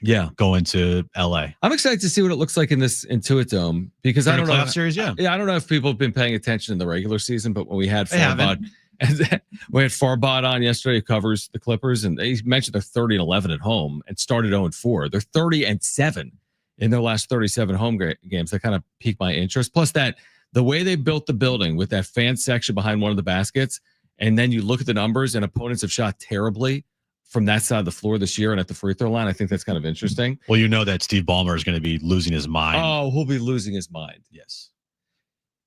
He'll be losing his mind. And then Lakers, T-Wolves, I'm with you. It could go 7. I feel like your Warriors will, after stealing game 1, I feel like that's going to be shorter than a 7-game series. No? Depends on what happens tonight. And the other games. Like the Warriors blitzed the Rockets in game 1, being like, okay, you guys are too young. We're the vets here. Right. This is what the playoffs is all about. Rockets are going to come out with their hair on fire tonight. And I think they're going to jump out to an early big lead. Right. And then I do think that game will end up being close. And if the Warriors can steal, not steal game 2, but if they can take game 2 here, then the thing would go 6 tops. But if the Rockets win tonight, you could go 7. But it's contingent on what happens tonight. Warriors win tonight, probably going to wrap this thing up in 6. Rockets win tonight. The Rockets now have a little confidence, be like, okay, we're in the playoffs. We got this. We can win. Could go 7. What an interesting 2 weeks for the Golden State Warriors, who were in position to avoid the play-in, then play poorly their last 2 games, end up in the play-in. They take care of business. They win game 1 against the 2 seed in Houston. You could certainly argue they're the favorite to win the series by stealing home court away and with their veteran team. And again, not to look ahead because you're right, it might be a long series. Who knows? They might not win it. But the idea of Warriors Lakers, and who knows, maybe it's Rockets T-Wolves. But the idea of Warriors Lakers in the second round in the West is unbelievable. Well, it happened 2 years ago. But I know that's intriguing though. 2 years ago, 3 years ago. But these guys, as you know, like you don't know if we might not ever see it again if it doesn't happen this year. And if it does happen this year, we might not see it again. I know. It's funny. We said that like The last time. It's true. I mean, they do seem to be ageless wonders, guys like Steph and LeBron. Yes, they are the driving force still in the NBA. Which is amazing. Like they're not the best players in the league, but they're clearly the 1A and 1B I agree. as far as draw goes. Absolutely. I completely agree. Shea's going to win the MVP this year. I'm sorry. I'm sorry. Not the same. Not the same. No, nowhere near the same. You're And right. he's a fantastic basketball player. He's amazing. He had an all-time season with an all-time team as far as record goes. Yeah. And maybe, who knows? Maybe they do win the NBA Finals this year. Maybe they do win a title. Maybe. I mean, again, it won't be easy because you do have veteran teams like the Lakers or the Warriors or even a Nuggets team that's won a title or a Clippers team. Man, it is a blast from the past, though. Like the ageless wonders of Harden, Kawhi, LeBron, Steph. Good. That's great for the NBA. It's great for the NBA is what I was going to say. It's great for the NBA. I know the NBA also wants new stars, but no one's going to be complaining if Steph, LeBron, Kawhi, Jokic, they're all, showing out in the postseason. No one's complaining. No. So someone might be complaining, but we're not complaining.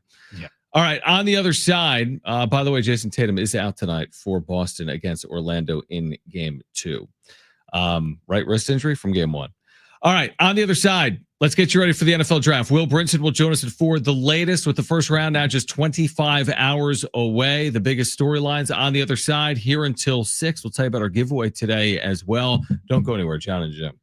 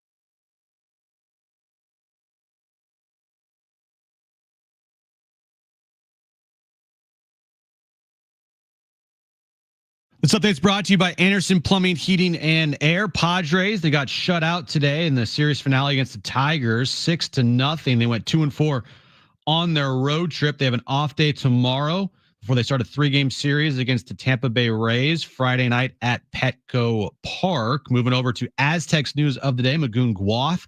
He announced on his Instagram page that he officially will be returning to San Diego State next year. He will not be entering the NBA draft. And NBA action later tonight, full slate, Celtics Magic. Game 2 of that series tips off at 4 p.m. Jason Tatum, he is out tonight for the Celtics with a wrist injury. Cavs Heat tip off at 4:30. And then Rockets and Warriors, game 2 of that series at 6:30 p.m. in Houston. Rebate funds are running out fast. Don't get left behind. At Anderson Plumbing, they're buying back your old water heater and giving you $500 in instant savings. Call Anderson PHA today. Nobody whilst clients like they do. All right, excited to talk to Will Brinson for the first time in a couple of months. CBS Sports senior NFL writer, getting ready for tomorrow in Green Bay, Wisconsin, where the 2025 NFL draft will be held, including the first round, which gets underway tomorrow at 5 p.m. The expectation, Jim, correct me if I'm wrong, is that Cam Ward will go first overall to the Tennessee Titans. And then from there, we'll see, right? There's some huge names at the top of this draft, like Shedeur Sanders and Travis Hunter and Abdul Carter and Ashton Genty, to name a few. I think beyond Ward, it remains to be seen. There may be some teams that do want to trade up to 2 or 3 overall. I think we'd both be shocked if Cam Ward didn't go first overall tomorrow night, though, to Tennessee. What does whilst mean? Is that from your update? Yes. What does whilst mean? Nobody whilst clients like they do. During the time when something else happens.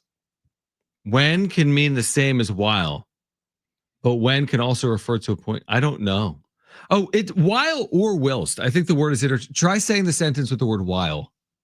So Nobody while clients like they do. Doesn't make sense either. Why don't you either. like ask sales if the read is nobody whilst clients like they do. How do you spell whilst? WHILST. 70470. Start your message with team if you know what this means here, because I'm going to say it again. Nobody whilst clients like they do. That's what it says. Yeah, I'm just looking at it. Yeah, you've been reading it for like a 50 days. Why are you now bringing it to our attention? Because it finally, you were like, enough. Enough is enough. I'm putting my foot down. I don't know what this means. I don't know why I'm saying it.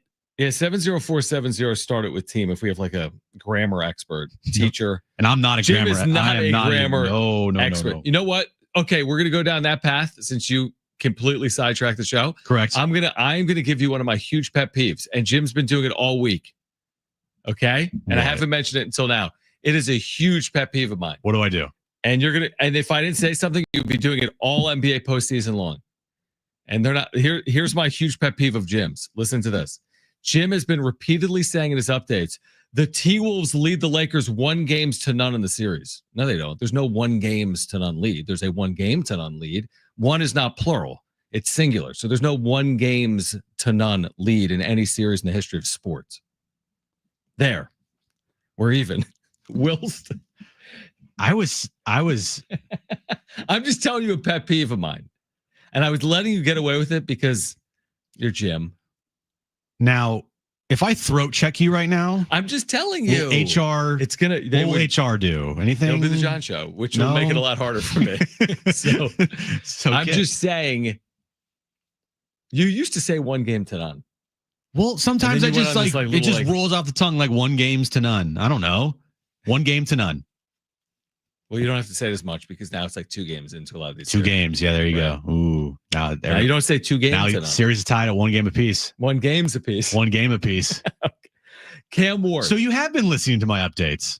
Parts of it, because that 1 games thing I wanted to. It just like I am like nails on a chalkboard to you. I'd rather hear the EAS. No, really? I mean, I'm just saying, like, I can't. You want to really hear the EAS? No, I don't. We can't play. No. Well, we'll figure out what whilst means. Well, Brent, by the time I think, is doing a deep dive. The sun blows up. I think it's a typo. because I typed nobody wilts clients like they do into Google. Yeah, what comes up? And AI says this sentence.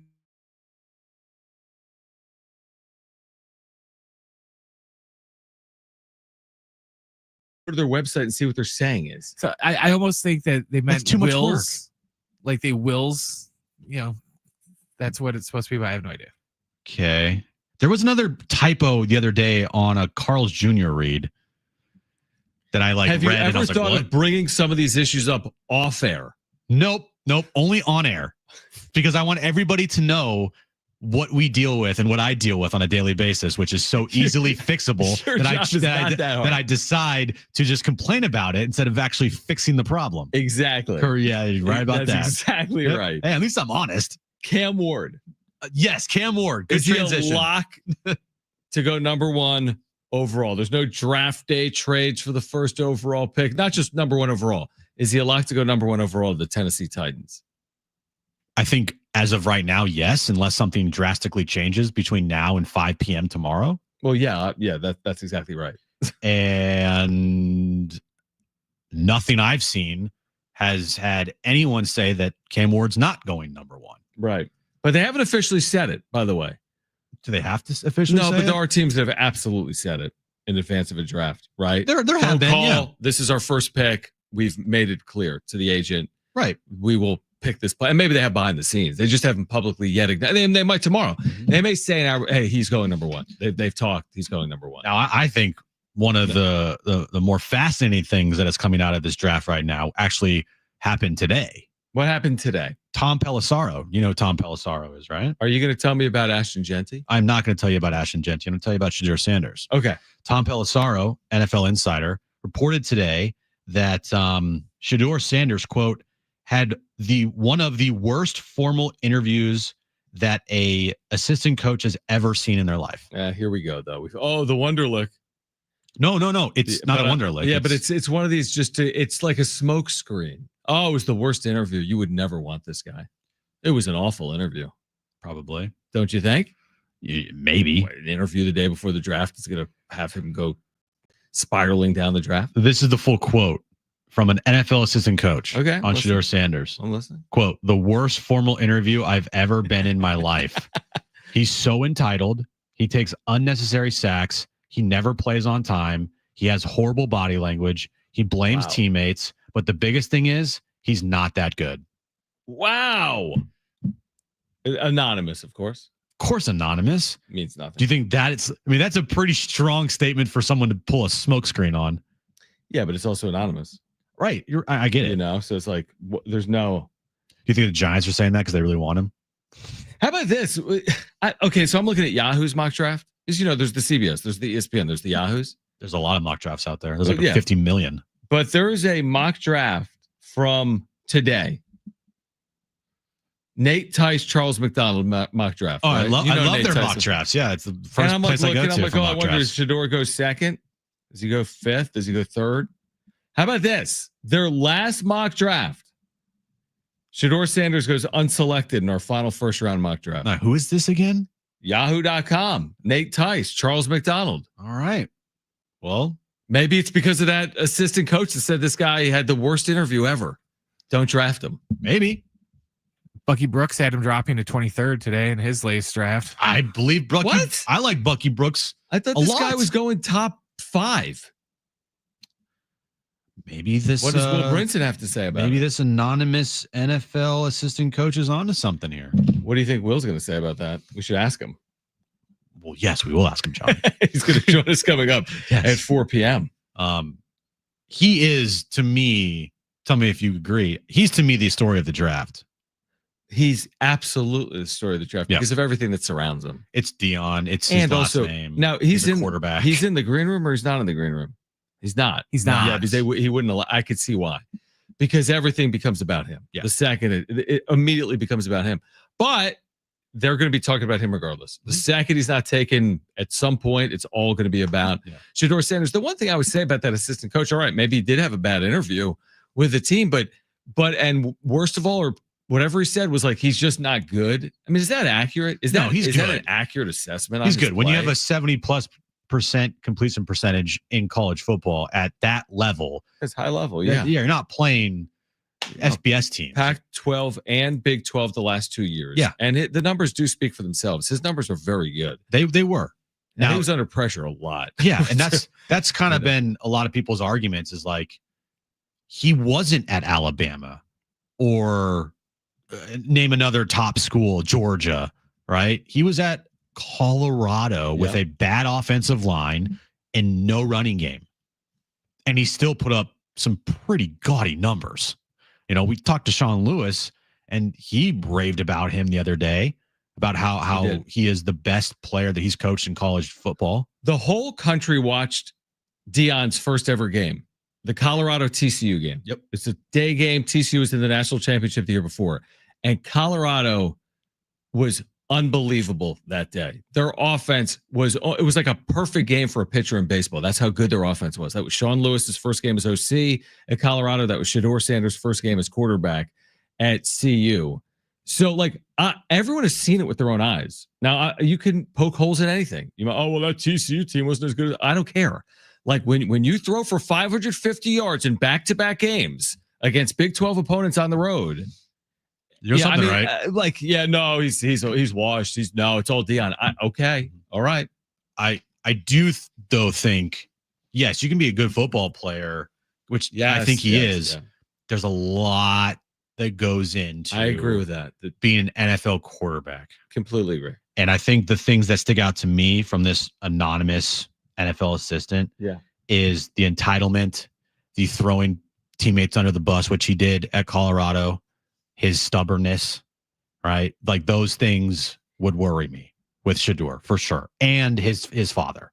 Like we know Deion, if Shedeur goes to a team and say he doesn't play right away or whatever, it's going to be an issue nationally because Deion's going to say something. He's going to be asked about it and he's going to open his mouth. And it would never be an issue with Cam Ward or Jackson Dart. Because Cam Ward's dad is not Deion Sanders. No, I don't even know if he's in the public eye. Truthfully, Yeah, so spoken on it at all. I think the ending of that, like he's not good. He's a good football player, but that's what I'm saying. But like, I do see where this anonymous NFL assistant would be coming from, saying he's entitled. I agree with that. He's thrown teammates under the bus. It's factual. He's done that, and he is a player that has bad body language at times if things aren't going his way. It's also coming out of college. He hasn't yet been a pro, so things can change. People can change. They can. And he's still, in the grand scheme, relatively young. We have an answer, by the way, to the question that was plaguing you for the last 5 weeks that I will share with you on the other side about Wilst. Oh, perfect. I have an answer. Oh, I have the answer. The answer? I have the answer and a massive... Don't go anywhere. A massive, massive, massive college athletics story. The update on that on the other side. Will Brinson at 4 p.m., but a massive, massive story developing right now at this very hour. Stay with us.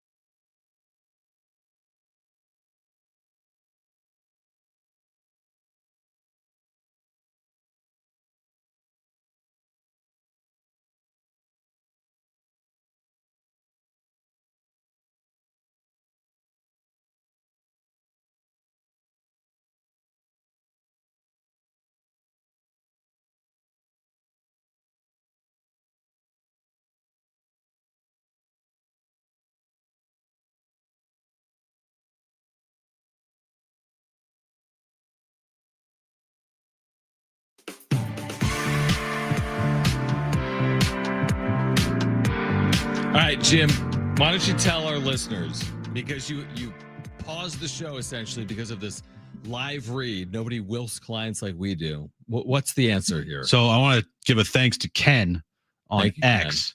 He replied and he says, it should be nobody wows clients like they do. It's clearly a typo. He has heard wows their clients like they do on their TV commercials. And I Googled it, and that is their slogan. So you've been saying the slogan wrong. It's not my for the fault. better part of the last year. Did I pull a Ron Burgundy and just Yeah, a read little whatever's bit. given to me? Absolutely, I did.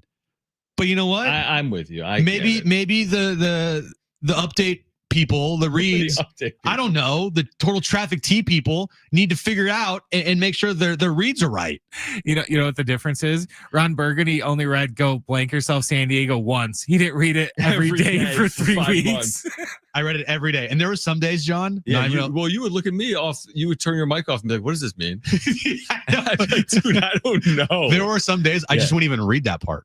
I would just finish it and then just not read the tagline because I didn't know what whilst mean. I didn't even know how to say it at first. I was like, I remember the first time I read it, I got so confused. I just was like, what?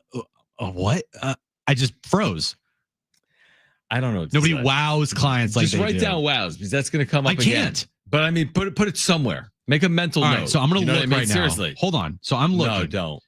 I'm just looking to see if I have another One of those today. today. I hope you do. And I hope you go over the top. 35. I actually don't have another one today. Well, stay tuned for tomorrow when Jim gets it right for the first time. Tomorrow this year. there might be one, I hope but so. today there's no more. So we're lucky. Will Brinson will join us in 10 minutes. I want to get his thoughts on Shedeur Sanders. Is he going to drop and how far in the first round, or will he drop to the second round? of His the thoughts NFL on draft? anonymous NFL assistant coaches. Not necessarily that, just his thoughts on Sanders as a pro prospect and Right. what Deion means in the equation as well. The massive college story that is playing out is that there's this earth-shattering lawsuit that needs to be settled for college athletics to move forward, this House settlement. It ushers in revenue sharing. It's all that anyone talks about around college athletics. It's What? technically been, you can eat your orange, which you literally have over there. Okay. I'll whilst my orange. That's actually hilarious. The judge overseeing this case, this has played out for years, Jim. This is going to usher in this new era where the P4 is going to be sharing $20 million of revenue and quarterbacks are going to be making $3 million in rev share. It's going to be like a mini NFL. Well, this settlement, as of now, has been denied for the following reason by the judge that's in Oakland, California. The 75-year-old retiring female judge, Judge Wilkin, has issued an order related to the settlement saying that they either grandfather in roster limits or she will deny the settlement. So we don't need to get into the nitty-gritty of it. And ultimately, maybe they'll come back the other side and say we're going to grandfather in these roster limits. But this is the settlement that has to pass, because without this settlement, there is no rev share. There is no structure. Everyone complains about the Wild Wild West, right? Oh my gosh, portal. Oh, unlimited NIL.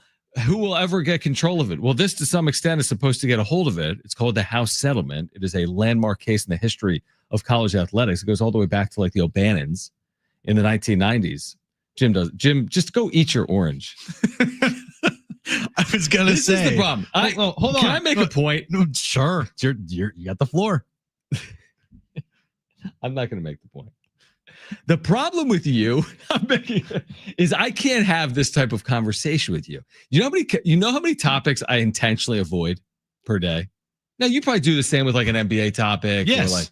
But I can entertain all those topics. You could talk to me right now about Steph and how he changed the game, and I'm happy to talk about it. Oh, for I'm 10 minutes. sorry. I can't talk about house settlements. My bad. It's not about the settlement. It's about what it means for college athletics. You're not like, oh, I can't believe Jim can't talk about the NFL or the NBA. We're talking about house settlements. Honestly, is Darren Smith listening? Because I feel like Darren is the person I need to talk to about this. Then talk to Darren. Can we get Darren in here from 2 to 6 Monday Sure. through Friday? I wish. Because I feel like this is the type of topic that Darren would have a really That good people conversation. click their with me radios about. off for? No, but that's not fit. We don't only talk about topics Coming up solely next, based on house rating. settlement talk. It's not house settlement talk, you It idiots. literally is house settlement talk. It's what it means for college athletics, which are heard right here on San Diego Sports 760, whether it's the Aztecs or otherwise. Explain it to me like I'm a 3-year-old. You are a 3-year-old. I can't even explain it to you like you're a 3-year-old because some of it is even above my head. Just be like, this good, this bad. All I'm saying is, if you're waiting for the other shoe to drop in terms of the future of college athletics and what it looks like on the other side of unlimited transfer portal and unlimited NIL, you are waiting for the settlement to be approved. It has not yet been approved. In fact, the judge has said today, either the attorneys grant her wishes or it's denied. And this is like to the, I can't deal with you. I'm sending this segment to Darren. Go ahead. And he will agree with me. Look, I'm sorry that my knowledge on house It's not settlements knowledge. and It's just I can't. college athletic revenue sharing isn't up to your level, John. But That's not why I'm blaming you. but I'm sorry, there's probably not a lot of people out there I that have agree. that you know That's why I'm trying desire to know, like, man, they wake up every morning. What is the revenue sharing going to be like in Right. college athletics Have this I year? talked about the case all year long? You kind of No, brought up a when lot. I break down realignment. You say nobody cares. I post on YouTube. People care. Now you might be right with our Because it's audience. John Wilner talking about realignment. Some of that is true. Yeah, That is very true. Some of yeah. that is true. I can't do it. I'm done talking about it. I don't want to talk about it. I don't even know what you said. I don't know what I said either. I just want to entertain it for a minute. I will agree. It is important. I get it. Revenue. I get all that. I get it. It's important in the college Yeah, landscape. again, it's not sexy. It's not sexy because it's the stuff that happens behind the scenes. You know me. I'm more of a just give me the sausage. I don't want to know how the sausage is made. Pause. You get it done, right? Just Right. however this works, just get it done for the betterment of college athletics. But I'm like just laughing, diving man. deep I'm into not diving deep. I'm saying this ushers in a new era of college athletics, and here's why. And if it's denied, it changes the future of college. you were athletics. so happy to tease that for this segment. That It was last a good segment. tease. You're like, Now, was it the You're like, greatest? the fate of college athletics is changing before our eyes. I'll tell you why next. I'm like, man, what happened? House settlement. You said to me, Travis Hunter. I'm like, what does that have to do with the fate of college athletics? No, you He's said coming back. You said a huge story, and I'm like, Travis Hunter, and you're like, house Honestly, settlement. I would love to see my blood pressure right now. It's probably very high. Namaste. All right. Woosah. Wilst. Wilst. Will Woosah. Brinson, CBS Sports senior NFL writer, his thoughts of the house settlement coming up next.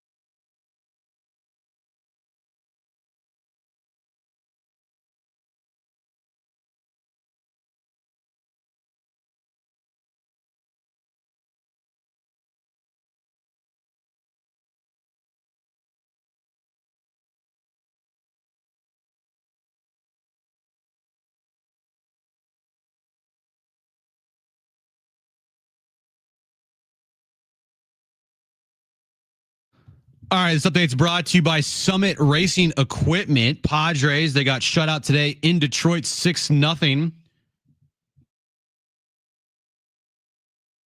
Padres have an off day tomorrow. They face the Tampa Bay Rays for a 3-game series at Petco starting on Friday night. Aztecs news, Magoon Guath, he announced that he is officially returning to the Aztecs next season. He will not be entering the NBA draft. And tonight, NBA playoffs continue. Magic Celtics, they tip off moments from now in Boston. Celtics have a 1-0 game lead there. 1-0 lead in the series. Cavs Heat tip off at 4:30. Rockets Warriors tip off at 6:30. It's Car Care Month, and Summit Racing has what you need for bumper to bumper care. Revive the interior, exterior, underhood, and more. Shop summitracing.com. Use promo code radio for $10 off an order of $100 or more. Exclusions to apply. Offer ends 5/4/25.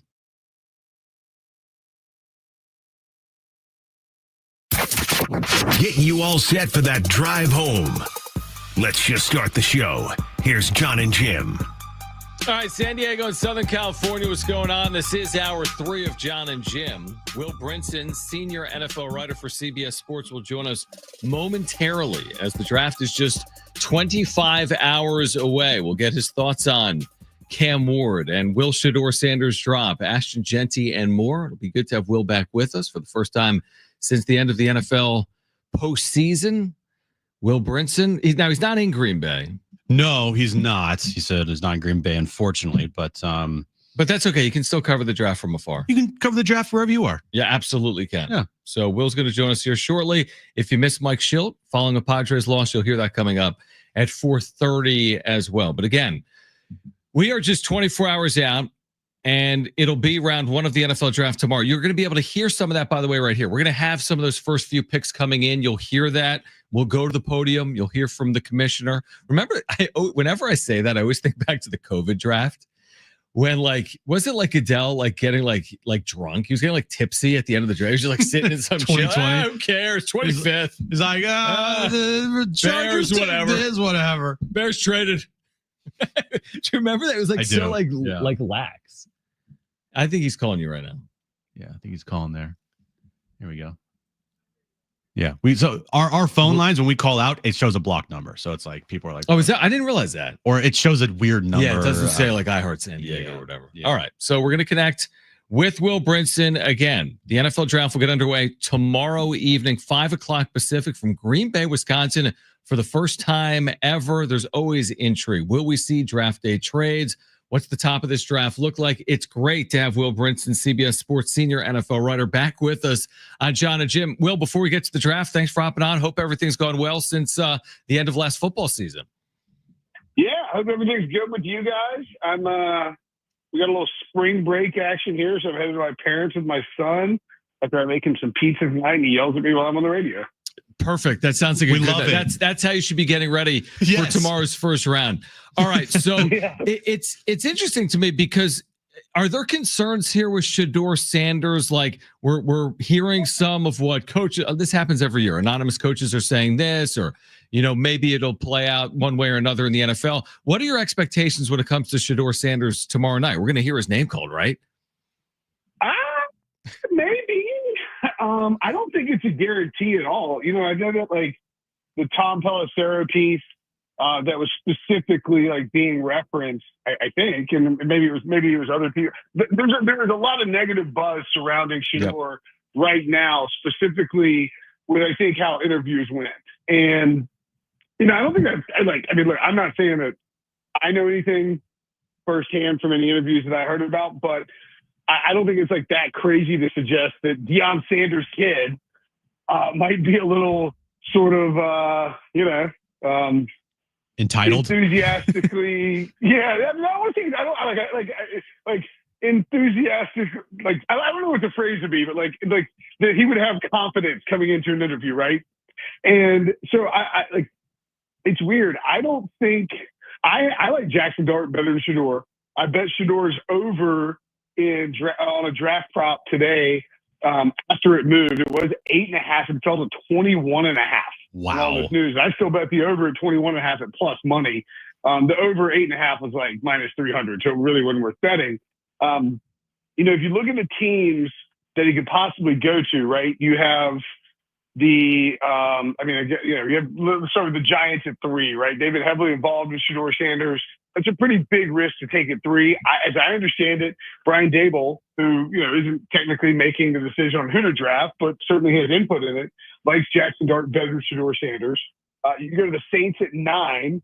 I remember on NFL Honors, they laughed at the idea that he would fall to 9, that the Sanders family did on the carpet with Cam Jordan. The Saints don't have a quarterback. That might be a little rich considering all the other needs that they have, and the fact that if you need an offensive lineman in this draft, you really have to take, and you have to take one early because there's a big drop off after the first 5 guys. You start to work your way down the list, and there's just not a lot of landing spots. Now we can come back with the old, hey, just trade back into the first round and grab him and get that 5th-year option. And that's great. That's also really expensive. And it's very possible he just falls to you at the top of the 2nd round. So I think he has a draft day slide, and I wouldn't be shocked if he's hanging around for the 2nd day. Yeah, it's definitely gonna be the story of the first round, and he won't be there either. So luckily, if he does, not luckily if he slides, but if he does slide, luckily the cameras won't be just like in his face for the entire first round. Well, but isn't it interesting that Jalen Milroe? I think he's going to be there, right? He's not. When's he gonna go? Yeah, that's a weird one too. In my opinion, I think we see Cam Ward go 1, and then we see a pretty long. Now, I have full disclosure. I bet Jackson Dart to go 3rd overall at 50-1. If Dable loves him, it's a great number, right? 50-1.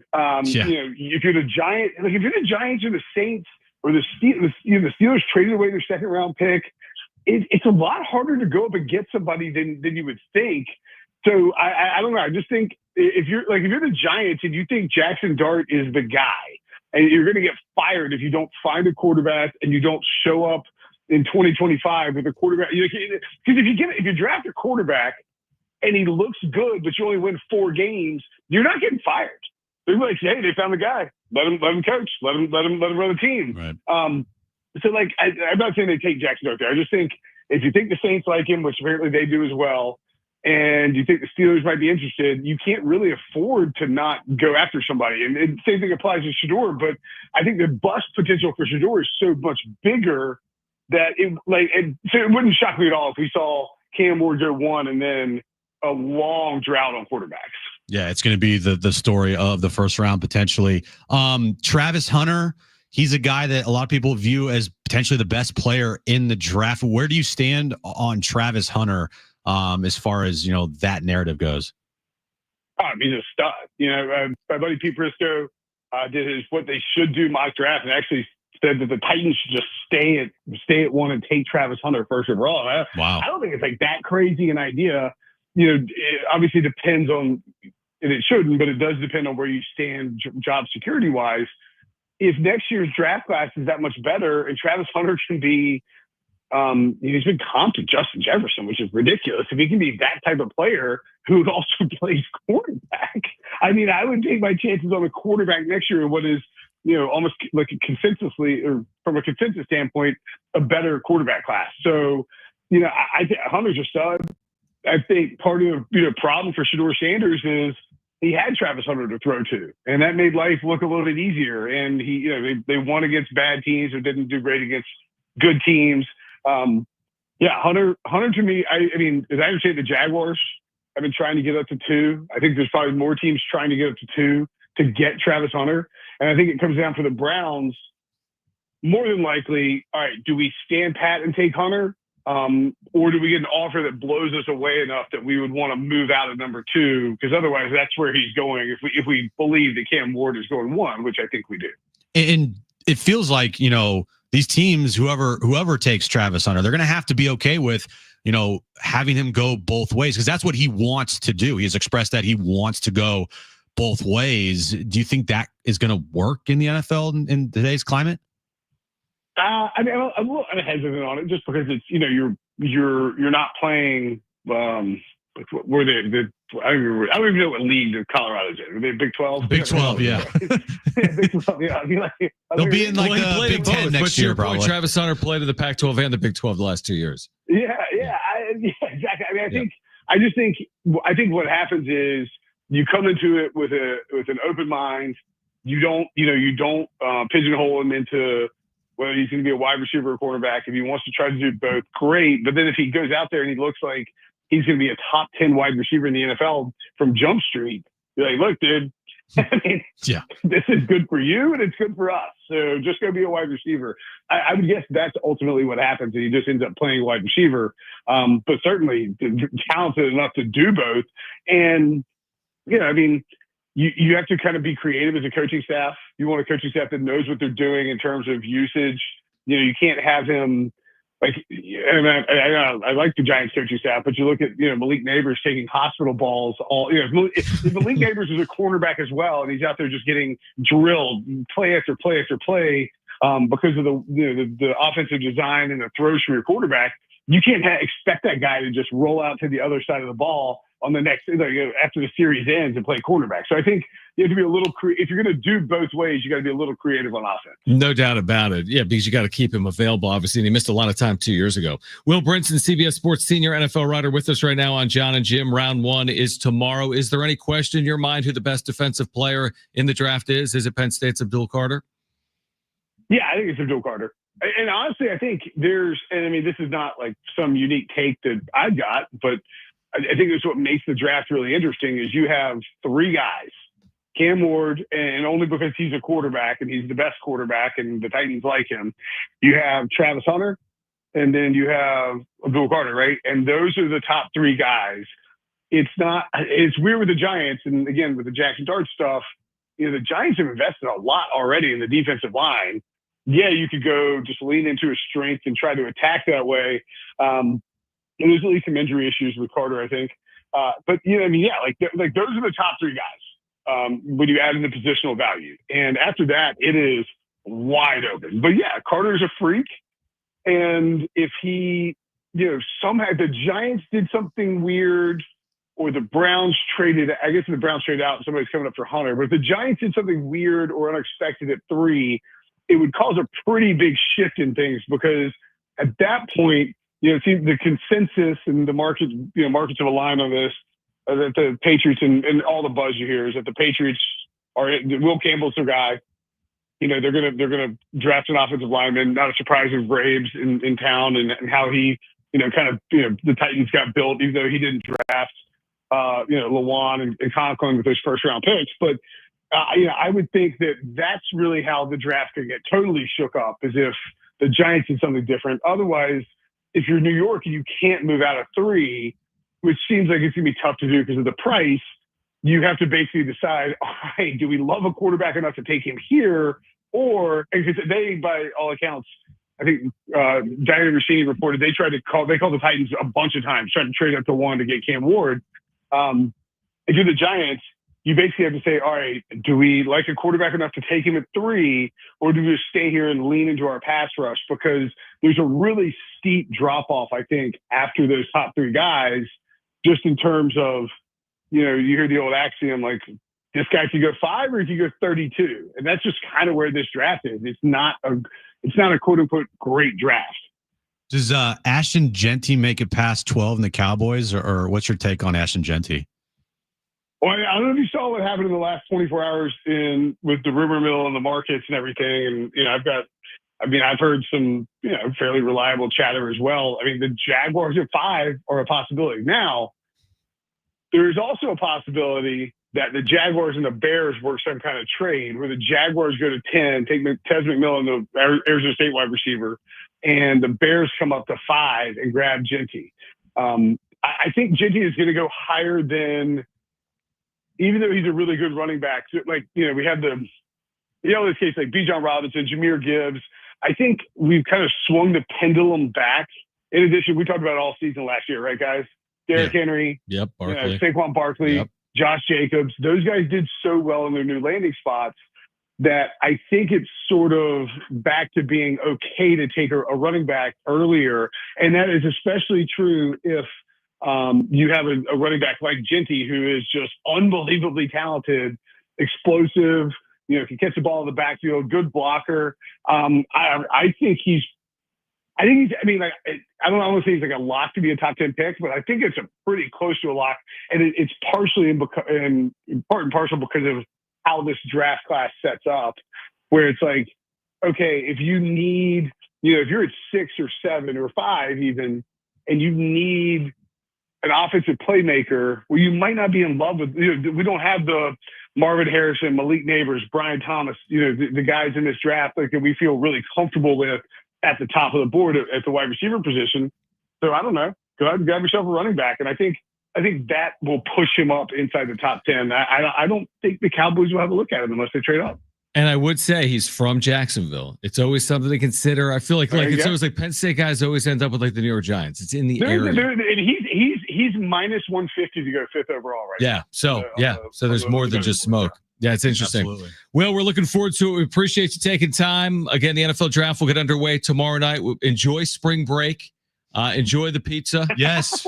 And let's do it again soon. All right.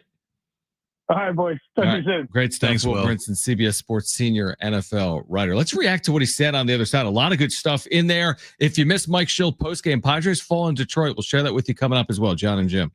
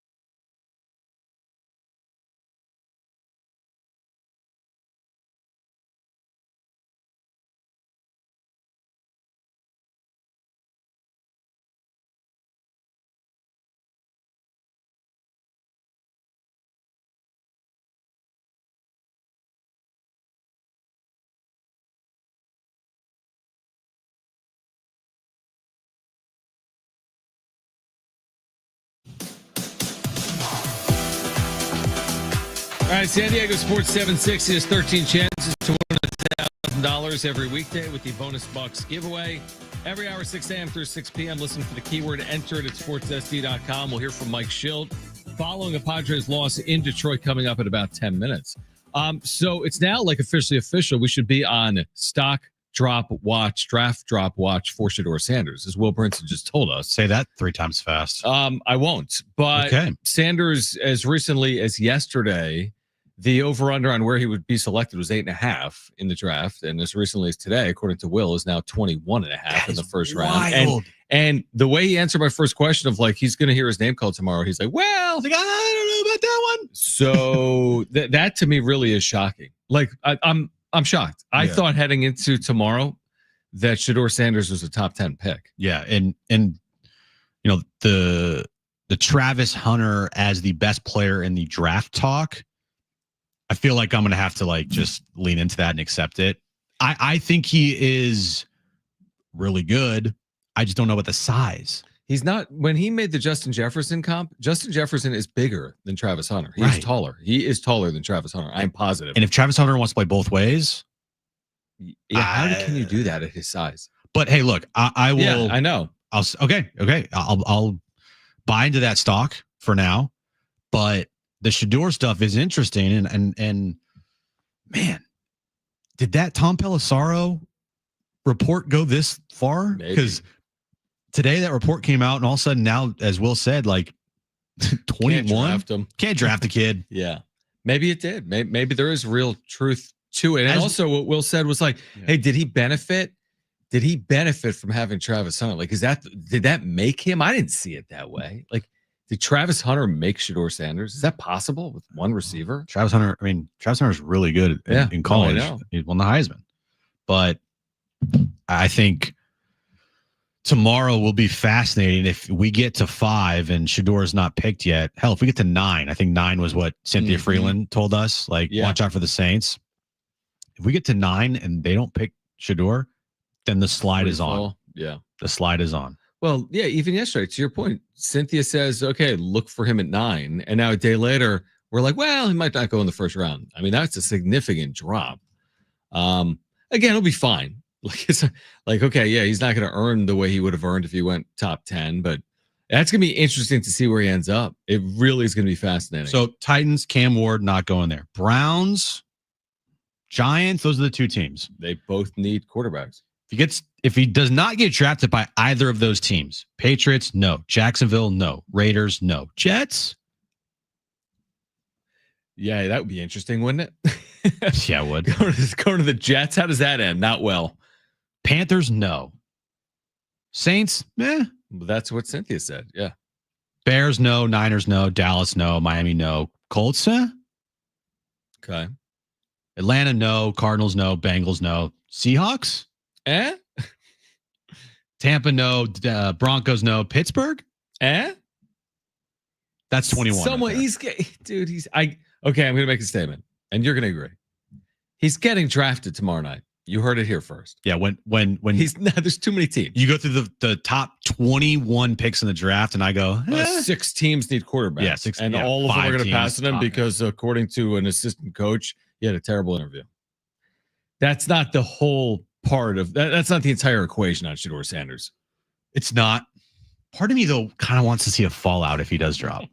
Wait, a fall out of the first round? No. I want to see the fallout. Oh my god! From like his dad, his PR people. You know who the big winner is if he falls to the second day? ESPN. Or where? And this draft's on like 4 networks, but now you're talking about it for a whole other 24 hours because it's the number 1 talking point. On Friday, every NFL show in the country is opening up with Shedeur Sanders dropping out of the first round. Is the 33rd pick Tennessee or not? Is the first round of the second or the first pick of the second round Tennessee or not? I think it may not be. I don't know. But the reason I like it there, Cam Ward and Shedeur on the same team. Screw it. Open competition. Exactly. That's not happening. That's not happening. But that is that's the storyline heading in Shedeur. Yeah. It's not Genty. I mean, I love Genty. I don't think it's Genty. I don't think it's Abdul Carter. Cleveland picks first in the second round. That's right. Cleveland picks first. I think that's like a rite of passage. I think they always pick first in the second round. I'm not kidding. It's like booing Goodell. So great. They're going to get Travis Hunter 2 and they're going to get Shedeur at 33. Can you imagine that? That'd be huge. And then hire Dion. And then retire their numbers. After only And then 5 move games. the franchise to Boulder. After only 5 games to Colorado again. Yeah. They're going to go 1-4, retire their numbers. Exactly. And then they're going to win the Heisman next year. Yeah. All right. Heisman, they call We're it. going to hear from back to the Padres on the other side. They lose the series in Detroit. They go 2-4 on the road trip. Obviously, they're dealing with injuries. We'll hear from Mike Schild on the other side following a shutout loss for the first time this year by San Diego. That's next on John and Jim.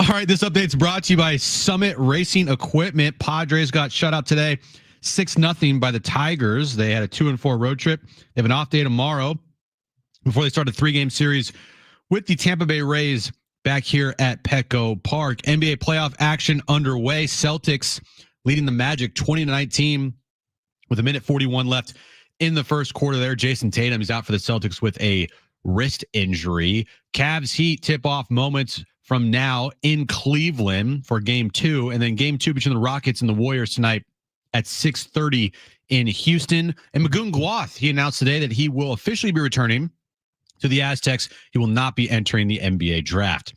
It's Car Care Month, and Summit Racing has what you need for bumper-to-bumper care.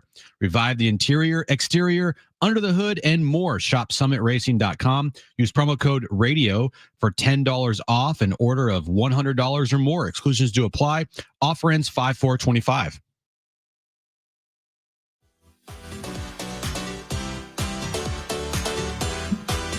Did we get any update as to why Luis Campusano was scratched today in a AAA game? Because he was.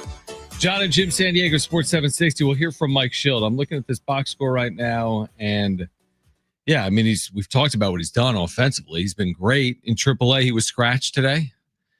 Campusano, the reason Call it to the big leagues, John. I don't know. I don't know. I asked because I don't know. By the way, Stephen Kolek today in AAA, 5 innings, 2 runs. He had struggled earlier this year, but it's again, Kyle Hart's not to blame here today, and Randy Vasquez isn't to blame for anything really. He didn't pitch well this week, but he's pitched well overall.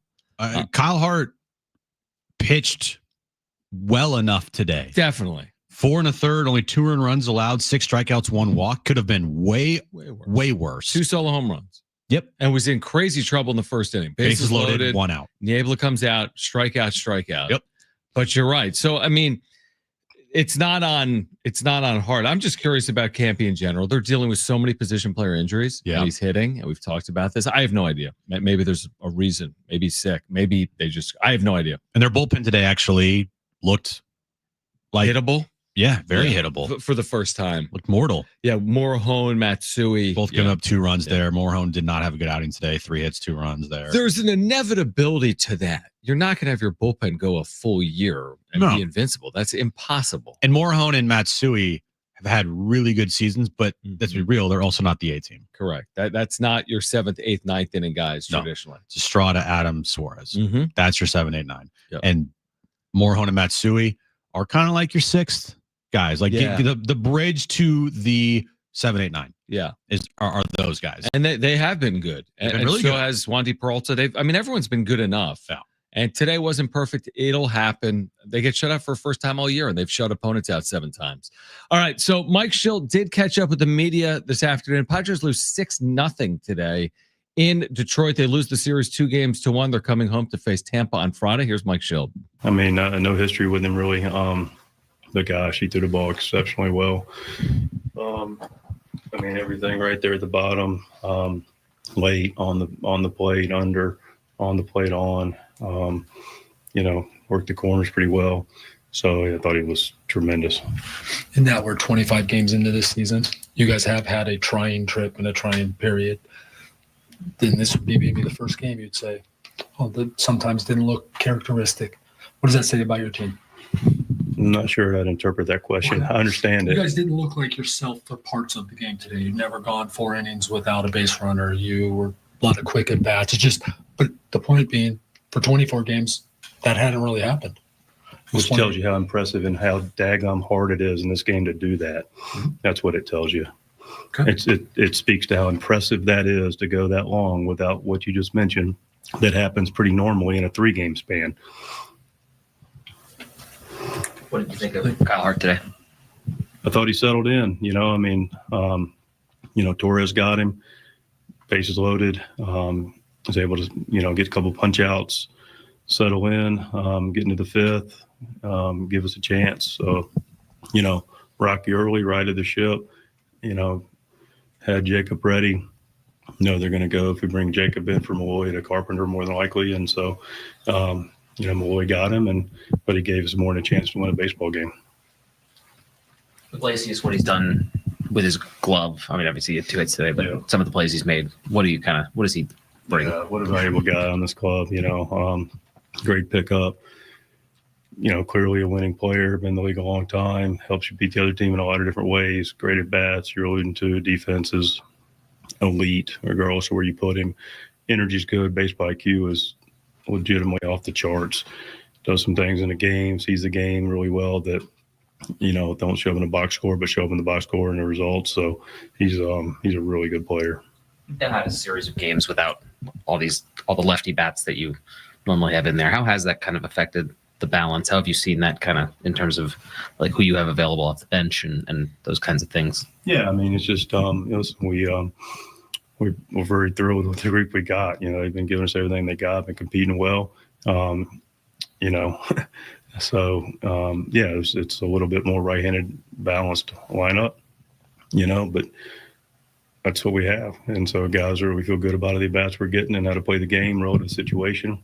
We look to hit and run when we can or get a bunt down and, be able to push. But, like hit through the ball good today. I don't know, right, left, in between. I don't know if it mattered a whole lot with the way that young man threw the baseball. He did a nice job. Okay. It's one game and they're 17-8. And they did face a pitcher in Reese Olson who threw 71 pitches in 7 innings. I don't care. Very efficient. I mean, you face a AAA lineup, that would be pretty good. For 71 pitches, 10 pitches per inning, he had a million swings and misses today. Mm-hmm. A ton of them. Listening to it back again, I gotta see it because I you need to see it. He just like stare a hole through Kevin. No, because when he finished that second, when Kevin re-asked the question and he answered it in like one sentence or two, so daggone harm. He put his. This is what he did when Kevin asked the question the second time. He put his hat down so he wasn't looking at Kevin. Oh no! And he answered the question, and then when he was done, turned his head. So daggone like I'm hard. not taking another question for you. Daggone or whatever. Daggone hard. Daggone. Something like that. Kevin actually was trying to elicit. He was trying to say, "Hey, I credit your team that for the first time in 25 games, your offense didn't come to life. What does that say about your team? How good they've been?" Mm-hmm. But the way it was phrased and the way Schulte took it, it didn't end up perfectly. Nope, did not. Right? Yeah, I like how Jose Iglesias has baseball IQ legitimately off the charts. Legitimately is what he said. Like legitimately off the charts. That is one depth piece that came along late that is absolutely providing value and probably will all year. And honestly, probably provides the same or maybe at times even better production than Jake Cronenworth. Yeah, exactly. I mean, that's a real nice, savvy, impactful move. I don't know what it's going to mean in terms of wins and losses at the end of the year, but the guy just hits for average. He's not going to hit for power. He's not going to give you 17 to 20 home runs like Jake could give this team. Right. But you're right. He's going to hit around 300. He's going to have an OPS in the mid 700s. Yeah. And that's what you're going to get from him. And you're also going to get really good defense as well. Good defender. Yeah, no, I like Iglesias. We liked the signing when it happened. And love the signing. Yeah, and again, whatever he hit last year was incredible. And he hit 337 and 400 against lefties. Yep. So, only 270 at bats, so not a lot overall last year. Yeah. Right? But no, he's an asset, and I don't think they plan on him. Obviously, he's not going to be an everyday guy. I think when they're fully healthy, but he can really help them. But beyond that, their depth is tested. Ornelas is young. When he comes to Petco, he's seeking his first major league hit. Right. So, and he's young, and Oscar Gonzalez has had some time in the big leagues, but again, you're asking him to be someone he's not, which is an everyday player right now. Tyler Wade's not an everyday center fielder. That goes without saying. Martin Maldonado, again, you're going to be lacking on offense. We've talked about this. They've certainly gotten away with their catching. Yep. Because the pitching staff's been so gosh darn good or whatever he said. Yeah. Right. Gosh darn good. Gosh darn good. But and even Sheets. I mean, we never thought Sheets when spring training started he would play any role like this, and he's been an amazing surprise for them. He was hitless here today, but he's been terrific for this team. Still hitless today. He's hitting over 300. Right. 851 OPS. That's fantastic. Someone mentioned last night, Jim, when we did a show on YouTube on the wrap-up show, hey, what's going on with Manny? And I will remind people that Manny took 2 foul balls off the same spot on his front foot. What day was that? Monday. It was the Arise game. Sunday Night Baseball. It was the Arise game. So, like, if that's a legitimate excuse for me, he's in there. He did have a very tough series. Very tough against Detroit. Yeah, did not do well. But he could use the off day probably with that foot. I guarantee he could use the off day. Machado. Well, he had the off day, kind of half off day yesterday with the DH day. Yeah. But it just boils down to when you have as many players out as this team does in the lineup. Yep. You're gonna need your stars to step up, and if they don't step up, odds of you winning those games, if you got Manny and Tatis both going over, probably not good chance to win the game. And today, Manny and Toddy both went over. You would love for Xander to step up in any capacity at all, but it just has not been there. I mean, he was over today. as well. He's hitting 259. His OPS is at 700 on the year. Still looking for that elusive first home run, John. When is that coming? What Is happens that a first? giveaway? What happens first? What the sun runs out of energy? Yeah, the asteroid hits or Xander hits his Meteor? first home run. No, and of course we kid. He will homer. I mean, last year I said this today to you in a text. I'm like, he's pacing to have 32 RBIs. And I mean, I know he's gonna have more than that.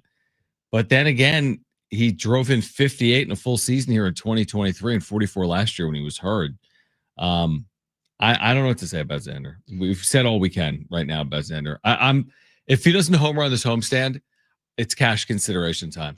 If he doesn't, time to get rid of him. I'm kidding. Well, if I'm looking at his April last year, John. Okay. So this year right now, Xander is hitting 259 with a 700 OPS, no home runs, 8 doubles. Yeah, that's good. 5 RBI. Last year in April, Mm-hmm. ooh, it was yucky. Was it? Oh, it was very yucky. But he hit a home run, right? He hit multiple home runs, John. Last year in April, 26 games played.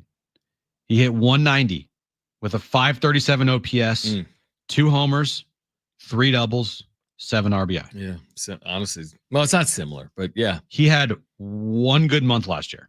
Which was? That was in July. Was that after he came back? After he came back. Yeah. Now, granted, it was for no pop. He had 1 homer, 6 RBI. He did have 4 doubles and a triple. So that's good. In 13 games, only 53 at bats.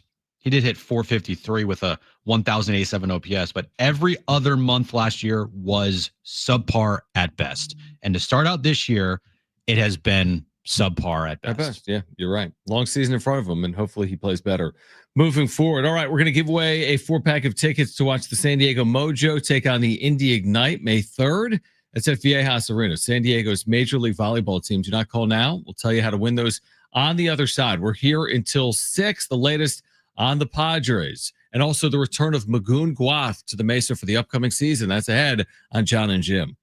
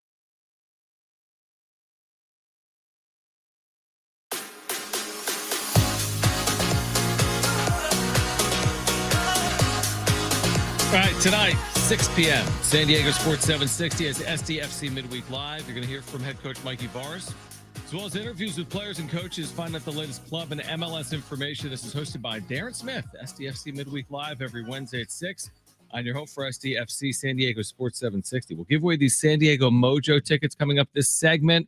So we'll let you know when to call. Do not call now. This is the San Diego Mojo, San Diego's Major League Volleyball team at Viejas Arena May 3rd. You'll have a chance to win those tickets coming up later this segment. We do have, again, the latest on Magoon Guath, what that means for San Diego State men's basketball. We'll talk about that coming up in the 5 o'clock hour. But speaking of SDFC, back in action Saturday here. It starts a stretch of 5 of their next 6 matches at home. They have struggled here recently on the road. They're still well positioned. It's still very early in the year. They're in either, I think, 5th or 6th right now in the West. They've only played 9 of 34 matches and now 5 of 6 at home. So now you can hopefully do the work you were doing earlier. Like if you could just fast forward here and win 3 of your next 5 home matches and maybe tie 1 or 2 of those. You know, that's 10, 11 points right there in your next 6 matches. So like this is all in front of them. They have opportunities beginning this weekend against Salt Lake. Yeah. So this is a microphone. Oh, it is? But it's only on when the button is on. Oh, dude, I didn't know that. Similar to your car. Oh. So when you sit in it You without turn the keys. the key. Yeah, exactly. Got it. Yeah. My bad. I'm sorry. I'm kidding. Taking advantage of playing at home is what this team is going to have to do. Luckily, they've been a really good home team this year. What's the record at home? They are undefeated at home. But what's the record? Wins and ties. Well, I can look it up. You can look it up. I don't, off the top of my head, I don't have it. That's great. I know. Where do they? They're good at home, is what you're saying. 2 wins, 2 draws. Okay. I think Their first match was a draw, Yes. scoreless. Was there another draw in there? They had a couple of matches where they scored 3 goals in the first half and won. against LAFC, and then I want to say against Seattle.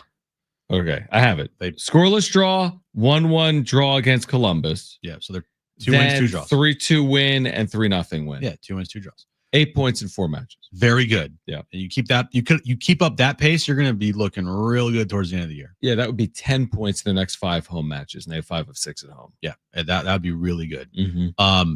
Programming note. This is a big announcement, John. Okay. I don't even know if you know this yet. You tell me what it is, and then I'll tell you if I know. You're going to want to be listening to the show on Friday. Why, you ask? We have a pair of tickets to SDFC versus Real Salt Lake this Saturday that we are giving away on Friday. So we're giving those away on Friday for Saturday's match. Correct. You know how I know that? You told me. But you didn't bring it up at all. Yeah, because you told me it's Friday. Well, today's Wednesday. We don't typically forward promote giveaways by 2 days. I was told to forward promote it. You didn't tell me that. That's what I just said, that you don't even know this. That's true.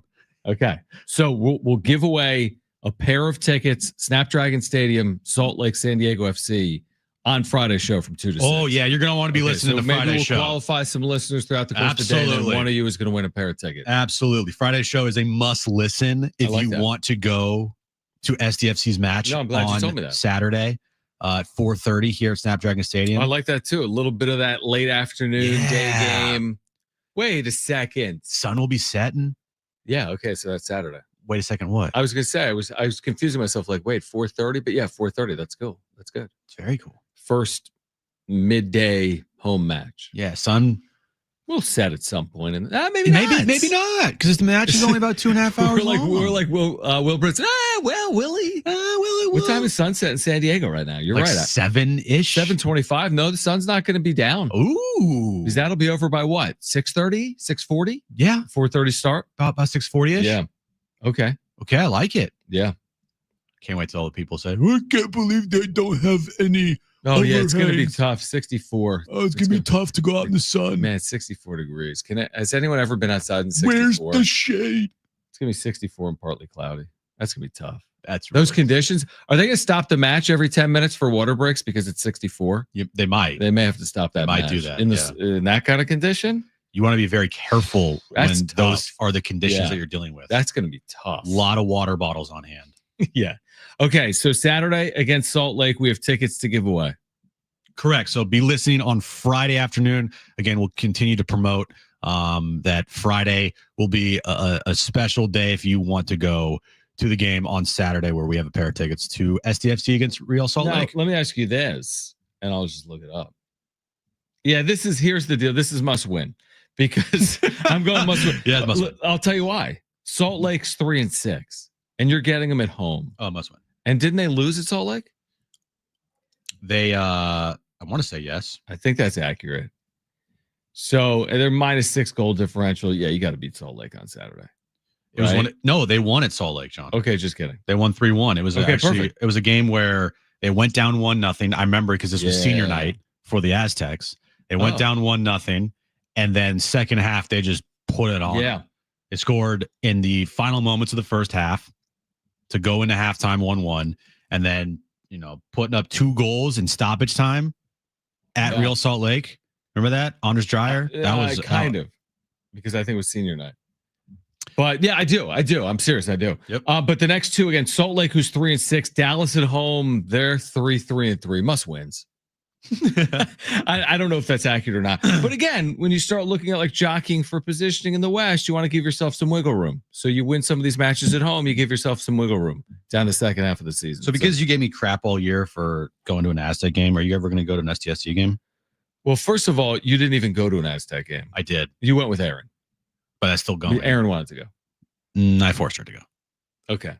Yes, I'm going to go. They've played like 3 matches, and 2 of them were during Aztec games. They've played 4 matches. Exactly. So they've played 4 matches. The Aztecs played 20 games last year. No, Okay. well, 17 probably. Maybe like 15. I think only like one time there was an Aztec game during an STFC home match. That's incorrect. One time I was in Palm Springs. That's What am I going to? Are you? Hey, Kristen and Jones, we're not going to go to Palm Springs. yes. Put your foot down. Be a man. I'm going to get there. It's a fun atmosphere. You don't have to tell me about the atmosphere. Because I love Snapdragon. I know. Just letting you So know. I'll be there. Okay. Not this Saturday though. Soft. I forget why. I'm not sure. You know what we are considering, although tickets are a little pricey, What? is game 4, Clippers Nuggets. Really? 3:00 start. Really? Yeah. Sunday? because. Saturday? Saturday. Saturday? Yeah, take Jones to an NBA game. Seeing to it Dome. Kawhi. Aztec. Do it. Yeah, I don't know. The tickets are $170. That's nothing.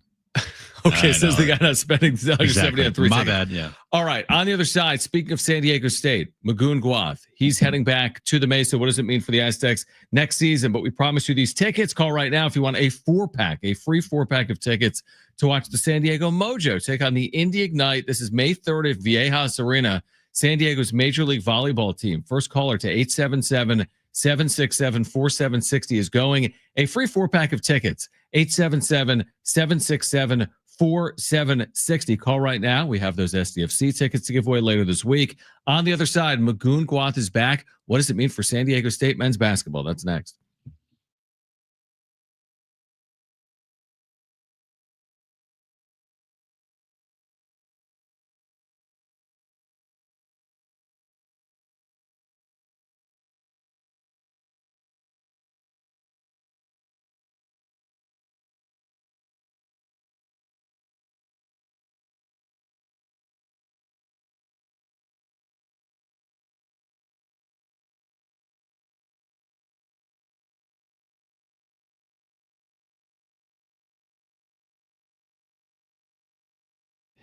Hey guys, it is John and Jim for the all-new Jamul Casino and Resort, the Players Place, and you can join them one more time in April for Monday Night Live. You've got a chance to win big. 10 winners every hour, 7, 8, 9 p.m. Earn entries all month and get 2 times the entries on Wednesdays with at least $500 cash for all winners and a chance to win up to $25,000 cash. It's a promotion you're not going to want to miss. It's that time of the year again, John. Jamul Casino is in the Union Tribune's San Diego's Best Awards. You just have to go and make your voice be heard. Humboldt Casino would love your vote for Best Local Casino, Best Sports Bar, Best Nightclub, and more. Visit HumboldtCasino.com to vote today. You will absolutely love, trust us, the endless dining. It's going on 5 nights a week. It's gotten better over Tony Gwynn's in there as well. They've gone over the top. Crab, shrimp, dynamite salmon, and more. Plus, don't miss the carving station for those who like a little turf with their surf at the all-new Humboldt Casino and Resort, the Players' Place.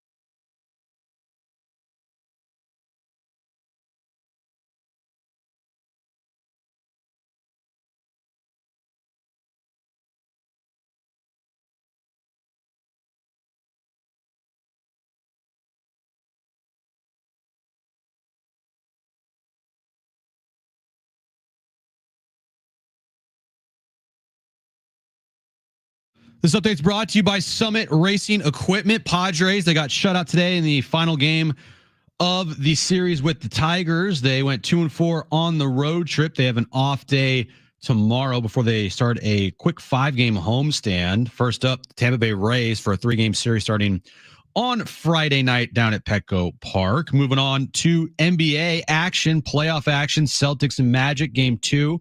There's a 3:35 left in the first half. Celtics have a 43-35 lead. Jason Tatum, he is not playing tonight due to a wrist injury. And Cavs and Heat are underway.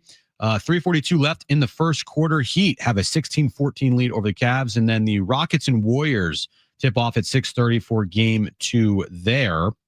And Magoon Guath, he announced today that he's officially returning to the Aztecs. He will not be entering the NBA draft. It's Car Care Month, and Summit Racing has what you need for bumper-to-bumper care. Revive the interior, exterior, underhood, and more. Shop summitracing.com. Use promo code RADIO for $10 off.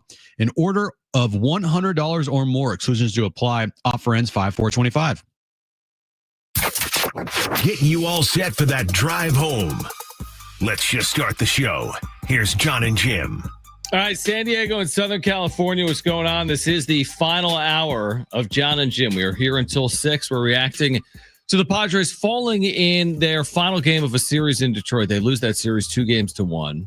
Tigers won today 6-0. We're also reacting to the news that Magoon Guath, San Diego State's talented two-way center, who really burst onto the scene last year in his first college season, has withdrawn from NBA draft consideration. He will return to the Mesa in 2025-26. And this is obviously significant. You could argue it is the key piece for the Aztecs, who have a lot of key pieces, whether that's a Reese Waters, who missed last year due to a foot injury, or Miles Bird. We'll wait on Bird now to see if he returns next season, because he is NBA draft eligible and he has put his name in that NBA draft process. But Magoon is a big part of this equation for the Aztecs here in 2025. I turned your mic on. I was going to turn it on. It was the key piece, right? You know, if this team has goals and aspirations of what we think they have, like you needed to have Magoon Guath return. Mm-hmm. Without Magoon, I still think they could have been a good basketball team for sure. Definitely. But the ceiling with Magoon is much higher. No question about it. You have Magoon back. It feels like, you know, you have the necessary pieces that you were looking for. And they were a different team when Magoon got hurt last year at the end of the season. They were. You're right. I think there were 6 games in the regular season, maybe into the Mountain West tournament, maybe 6 or 7 games. Mm-hmm. And I want to say maybe they were 3-3 over a 6-game stretch, kind of heading into the NCAA tournament. Not bad losses, but they're kind of holding on a little bit there, as to be expected. It's like we've talked about the Padres. Hey, they're without Jackson Merrill and Luis Ariz. Yeah, it's going to matter. Yeah. And now it is starting to matter. And there was like that 8-game stretch. You'd have to find it. There was a stretch where Magoon got going and was fully confident and hitting the 3 ball and showing off his mid-range game and blocking 3-4 shots a game. Like, he had an amazing 8-game stretch in there. You can only imagine the jump he's capable of taking, right? Just another year of experience, older, putting on weight, just his sheer abilities speak for themselves. He shot 38% from 3 as a 7-footer in his first college year. Jaden Ledee never hit a 3 until his 5th college year, I think. And Jaden Ledee was an amazing college player that's now playing professionally. So his skill set's just so unique. It is so, what would Schulte say? So gosh darn, what did he say today? Gosh darn. I don't even know what he said. Like, it's like doggone. Galdarn. What do you say? Galdarn. Galdarn. Play the Schulte. Play it again. Do you have to find it? See if you can find him saying what he said today. I think it was like doggone. Doggone Like good. very old school. Yeah, because he didn't want to curse, so he used some Right. like slang. Yeah, like gosh darn. Gosh darn good. Yeah. Doggone good. Yeah. Exactly. What Something. were we talking about? Something along those lines. Magoon Guath. What were we saying now? Is gosh darn good, maybe? All I can think about right now is what Schulte said. I So think I he says completely don't daggone. know what we're saying. Yeah. Daggone? We're gonna hear it, but I can't hear it behind Daggone him. good. I mean, he didn't curse, so it's I think he's fine. gonna play it. Okay. Well, whatever. I don't even know where we were going with that. But we were going. Here it is. Which tells you how impressive and how daggum hard it is. Daggum. to do that. Daggum. Daggum hard. Daggum. It's a Phillip Rivers. It is. Daggum. And Schulte's from the South. Oh, yeah. Yeah. Yep. Maybe North or South. Daggum. I don't know what I was saying other than, I know. Well, I'll say this. It's daggum hard to hit 38% of your threes when you're 7 feet tall. And it's daggum hard to lead the nation in block percentage as a team without Magoon Guath. They led the nation in percentage of 2-point shot attempts blocked because of Magoon Guath. Is that good? Yeah, I forget what the number was. It was something crazy, like 20. I'm making it up now, but it was over 20% of 2-point shot attempts against the Aztecs, I think, were blocked last year. Now, it's not only Magoon. Miles Bird was terrific. But changing the shot, you don't have to always have a block. Yeah, the shot altering. Yeah, altering shots. That is such a huge key defensively. I'm sure, Right. you know, they probably keep tallies of like altering shots as well. Absolutely. Like, how many shots did you alter this game along with blocks? I'm sure Magoon would be off the chart for that. No doubt. Like, okay, here was the stretch I'm talking about, Jim. They're like, Yeah, he was 15, incredible. 13, and 2. Like, what? 24 and 7. that good? 14, 11, and 4. 15, 10, and 2. Like, he was just going. Mm-hmm. And everyone was, I remember early in the season, you remember this? There was a game at Fresno. He scored 25 points. He was 10 of 13 from the field, 3 of 4 from 3. You're like, excuse me? It's like his 6th college game. It was like Wemby, but better. Yeah, it was like Kawhi the other night in Denver. It was Where he made every shot. he had some incredible jump off the page Yeah. type of moments where you couldn't help but say to yourself, could this kid be like potentially a Mountain West Conference Player of the Year? Like if he stays like next year? Right. Yeah. It's a good point. I even go back to the UNC game, right? I mean, nobody wants to remember the UNC game. It obviously didn't go well, but he was coming off a knee, Jim. He hadn't played since February 22nd. So he was out for 4 weeks. I mean, 9 points, 5 assists, 2 blocks in 24 minutes, having not played in 4 weeks. Like he held his own, I thought, in that game, considering the rust of not having played for a month. And that was against North Carolina. So I don't know. I'm just so encouraged about what it means for them, what it means for him. I just think that you go back to him entering the portal for a moment and then withdrawing. You don't need to go somewhere else if you're Magoon Guath. I think that he continues to develop. He can get to where he wants to go from San Diego State. I think he can get into the NBA through San Diego State. I think he can get drafted. Like there's no real hurry here. You continue to develop, you put on the weight, you put together a good year, and then you see what one more year means for your, stock. And I love that he's going to be doing that here at San Diego State. Yeah, that's not going to be at Michigan. Yeah, and that, so many kids, and Magoon could have easily been like, yeah, I want to go somewhere to get more money. Easily could have done that. Mm-hmm. And he would have got more money. But staying here, developing here, not having to kind of start all over again somewhere else, staying with the coaching staff that knows him, already in his first year, like you just mentioned there, he showed flashes of like legitimate greatness. And to continue to build off that in year 2, I mean, it's awesome to see in the NIL transfer portal era that a player of Magoon's stature is staying here at San Diego State and not transferring to a team like, Texas A&M or something. I completely agree. I mean, I would also make the point of like a Reese Waters. Now, he missed last year, so I don't know if that made it more likely or less likely that he would return, but he'll enter his 6th college year. And we saw his, like the first half of his season 2 years ago when he was just incredible. Yeah. Like I wonder right now, if you snap your fingers and said, who will lead San Diego State in scoring next year? And if Miles Bird was back too, okay, would you go Bird? Would you go Waters? Would you go with the center and Guath? I mean, that would be surprising, I think. I think my first person I would pick would be Miles Bird, just because he averaged almost 14 points per game this year. True. And then I would go with Magoon, toss up with Reese, because missing a year of time, that's tough. But we also know Reese could easily put up 15 points per game if they allow him to do that, and if he hunts for his shot more. So, I think those 3 guys will be your leading scorers next year, and it's great to see. Yeah, I mean, in his first year, Reese averaged 9.8 points per game here in 25 minutes. So yeah, I mean, he's fully capable. But the difference between Reese's overall numbers. Yeah. Look at his first half of the season before he went to the bench. He was really good. Right, like to your point, like we talked about with Magoon, his first 5 games as an Aztec: 15, 15, 15, 19, 13, 6th game, 24, 7th game, 14.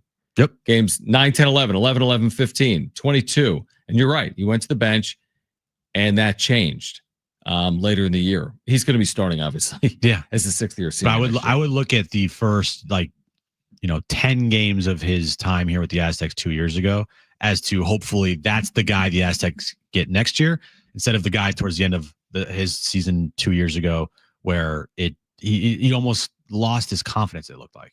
Who takes the biggest jump from BJ Davis, Miles Heide, Taj DeGorville, Pharaoh Compton? So those are all underclassmen last year. Mm-hmm. Some of those will be juniors this year. Who do you think has the biggest jump out of Davis, Heide, Compton, DeGorville? I'm gonna say Pharaoh Compton. I could see that too. Like his size, his build. He also did show flashes last year where you're like, whoa. Like against Houston. Yeah. Yeah.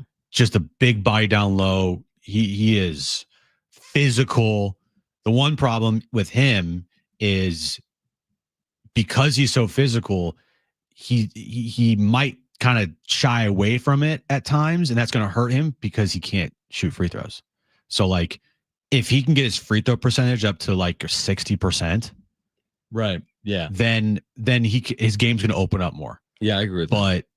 I mean, he just couldn't make a free throw last year, and so that hurt his time on the court, and probably it hurt him mentally. Of like, I want to go to the basket, but I know if I do, I'm gonna get fouled and have to go to the free throw line, and that's not good for me right now. Let's just get to the season because there's going to be a lot of excitement and the expectations are going to be super high. And again, Magoon Gwath announcing today on Instagram, he has withdrawn from the NBA draft. He will return to San Diego State in 2025-26. What about you? You didn't tell me who is making the biggest jump. I'm not going to go to the draft. I'm going to keep my name out this year. What? Who will make the biggest jump? Of the guys you named. You asked me, so I'm asking I kind of agreed with you on Pharaoh. Honestly, pick someone different. Here, I'll pick someone different.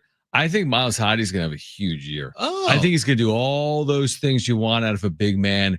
Like the offensive rebounding was already really good. I thought he stepped up without Magoon. I thought he was unfairly vilified at times. He's 6'11". He's 6'11". Magoon 7 foot. You know who we didn't mention in your rotation? Thakbor Majak, who redshirted, who's 7'1", who will play for them next year. So they're 12 deep. Right. We didn't mention him. They're legitimately, if we put in Thakbor Majak. He's taller than Magoon Gwath. I've seen him. He is massive. So you got him at 7'1", you got Magoon at 7, you got Miles Heidi at 6'11". Pharaoh Compton is not small, by the way. He's not 7 feet tall, but he is not small. No. So they are going to be big and they're going to be experienced next year. All right. On the other side, you know we didn't get to? The wrap. We're going to do that on the other side. We're here until 6 p.m. It's Sean and Jim.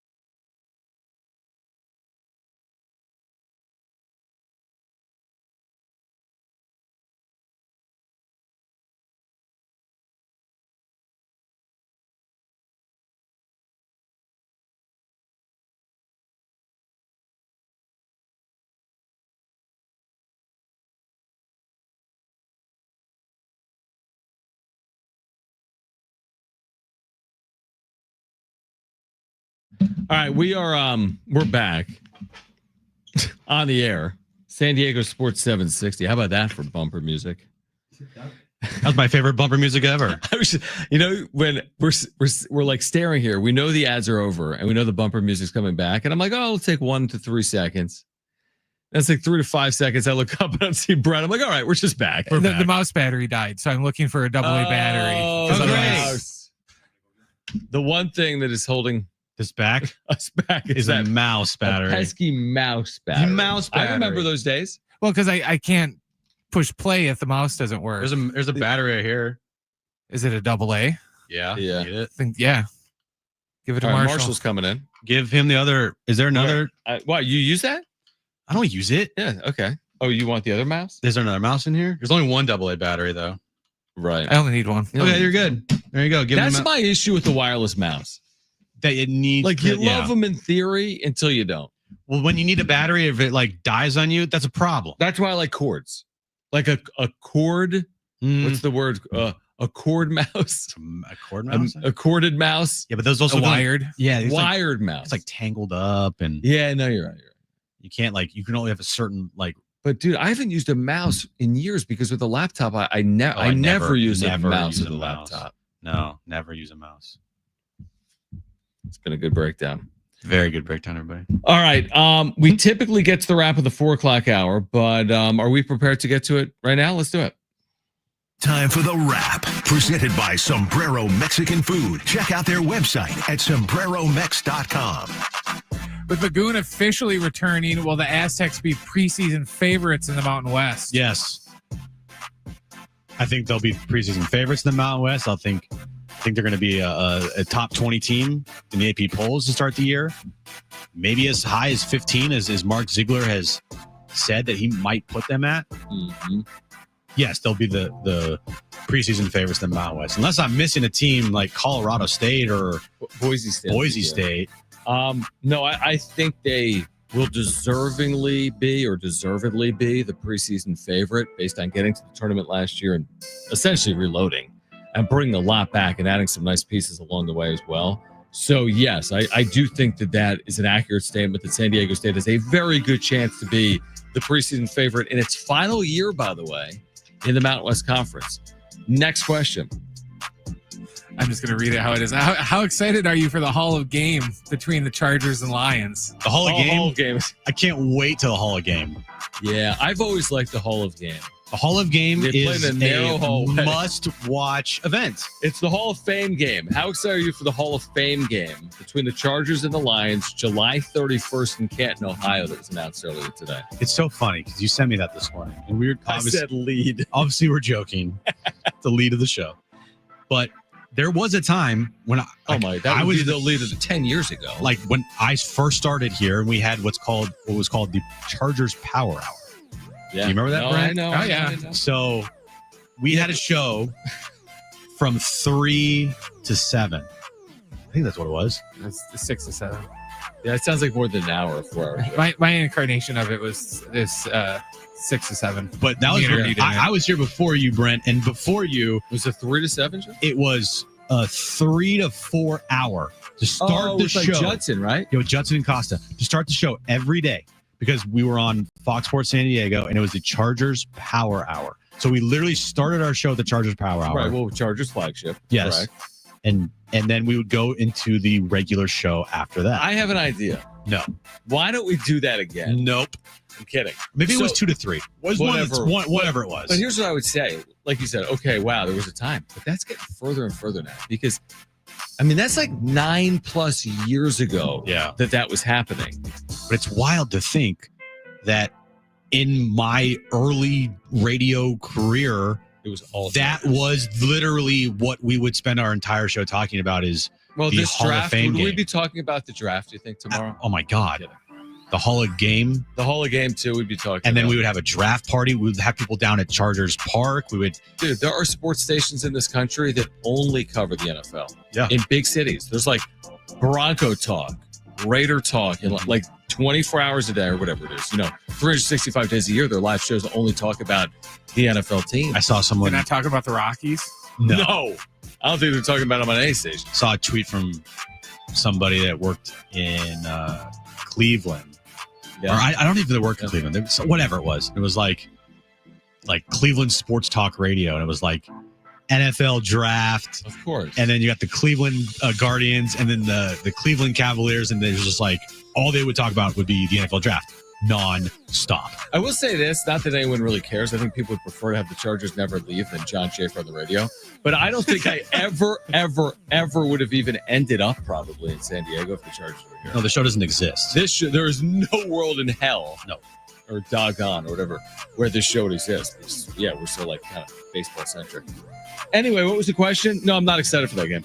Next question. No, I'm excited. It's the first game you throw it on. It's NBC. It's like the 8th running back. I'm excited that it's the start of the football season. Like it kicks off football season. But those right? Hall of Fame games, man, they're awful to watch. I mean, nobody's playing. And they don't play any No team I'll watch the plays first series and that's it. I don't even know if we'll do. And most of the time, the field's like a disaster. Remember one year they canceled it because the field was so bad. I think they finally put in turf there. They did. Yeah, they put turf in there. Yeah. Next question. Do you think Shedeur Sanders will be a top 20 pick tomorrow night? Top 20. You mentioned a lot of teams that could use a quarterback in the top 20. Probably 5. I'm going to say yes, he will be a top 20 pick tomorrow night. And I think I'd be surprised if he's not. If he's not, literally all hell's going to break loose. I agree with you. I think he will be a top 20 pick tomorrow night. I'd be surprised if he was not, even with what we're hearing over the last 24 hours. Next question.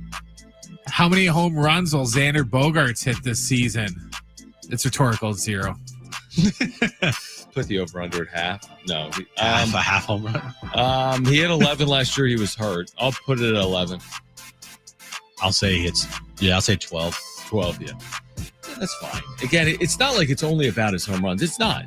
Nobody's going to be like, oh my gosh, he only hit 11 home runs. I mean, if he does everything else, if he's driving in runs, if he's hitting for a high average, if he's playing good defense, I mean, all that matters.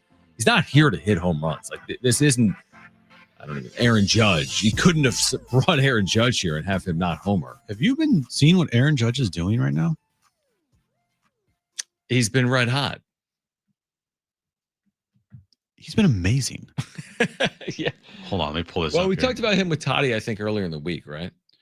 Yeah. So listen to this. Listen to these numbers. Ready? Aaron Judge right now went 2 for 4 today with an RBI. He's hitting 415 with a 1247 OPS. 415. Wow. 7 home runs, 26 RBI. Is that good? That's amazing. We were saying Toddy was doing something similar, but he really, he hasn't been that. He's cooled off a little bit. Yeah, he's been awesome. Yeah, I preface by saying National League with Fernando Tatis Jr., which is completely fair. Yeah, Aaron Judge is the best player in baseball. Yeah, but Tatis was, and I think you'd still say is playing like the best player in the National League. Would you agree with that? I think he has. Yes, yeah. I completely agree with that. I think he's right there. Just like last year, everyone's like, Shohei Ohtani's the best player in baseball. I'm like, Aaron Judge had the best season in baseball. Shohei Ohtani had the best season in the National League.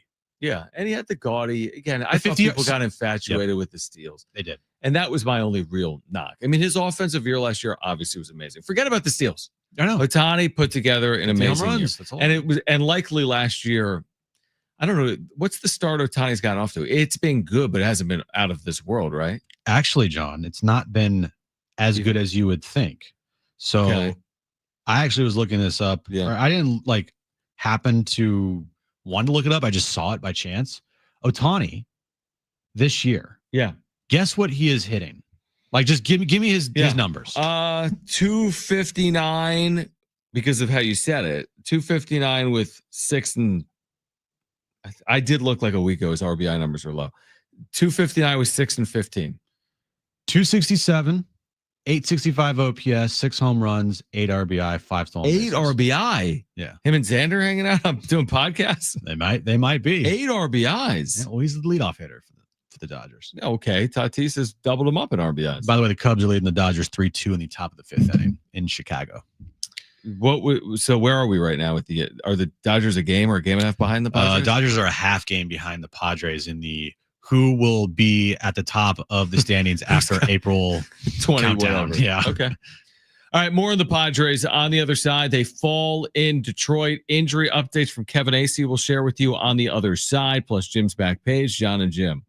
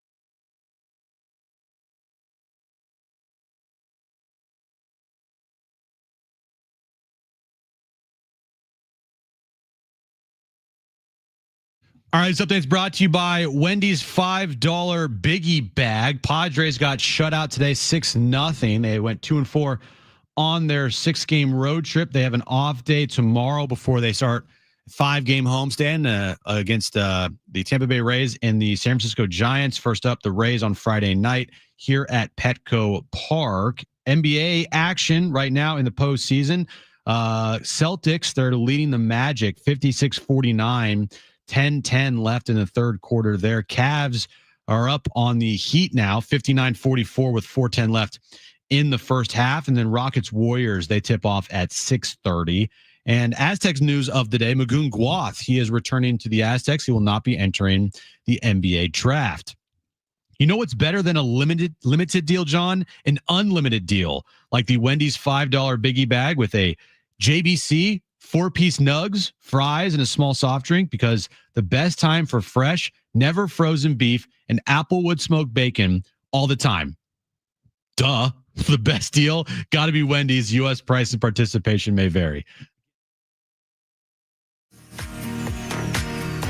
Again, that doesn't make sense.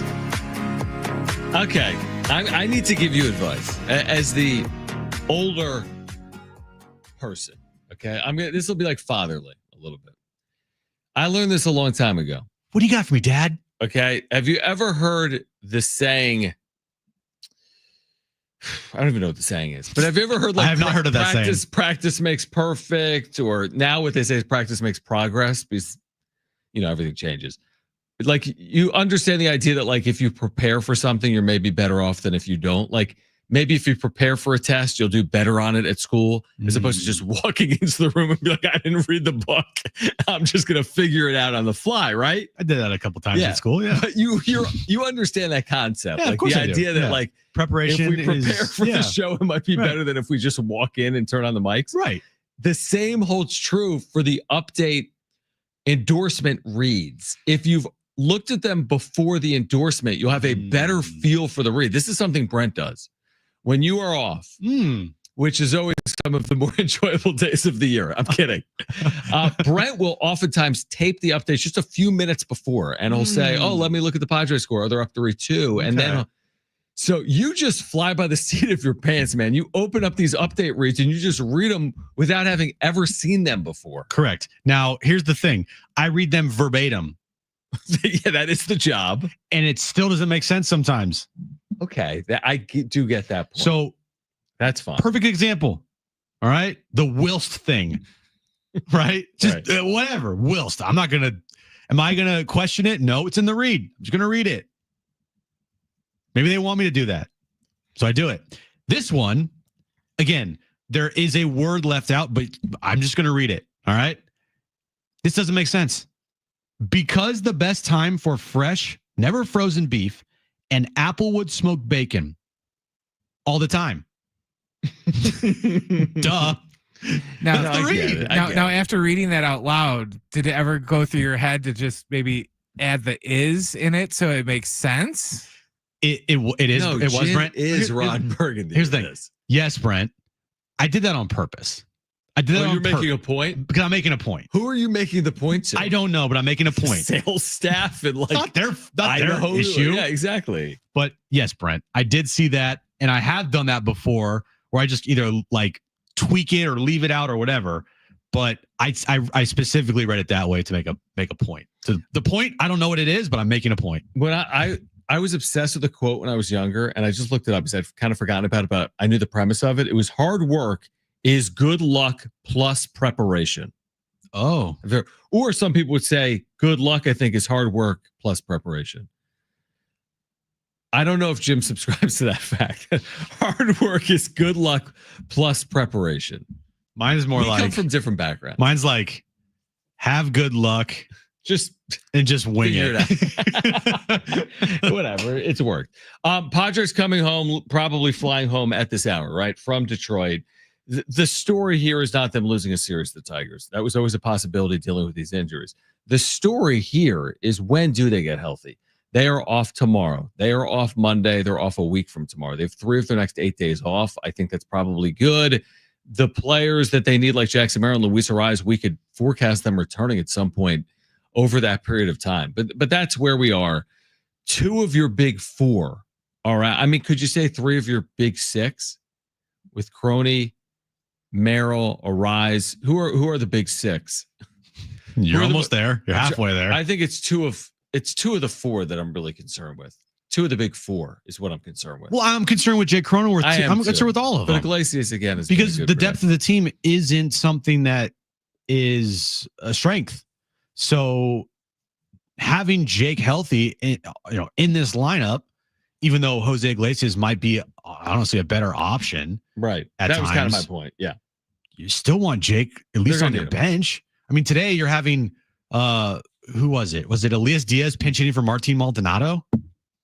Must have been. I mean, like that when your pinch hitter off the bench is Elias Diaz or Martin Maldonado or Tyler Wade, it's not great. All right, but at least with Jake healthy, if he's on the bench and Jose Iglesias is in the game because there's like a lefty on the mound, then guess what? Later in the game, there's a righty coming out of the bullpen. You at least have Jake off the bench instead of having to have like Elias Diaz or whatever.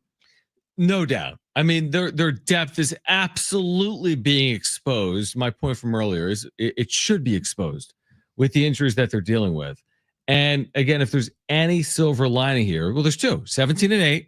So they're fine. I mean, they're truly fine. They're better than fine. And I'd be way more concerned if the Merrill or Arise thing was supposed to be a longer absence.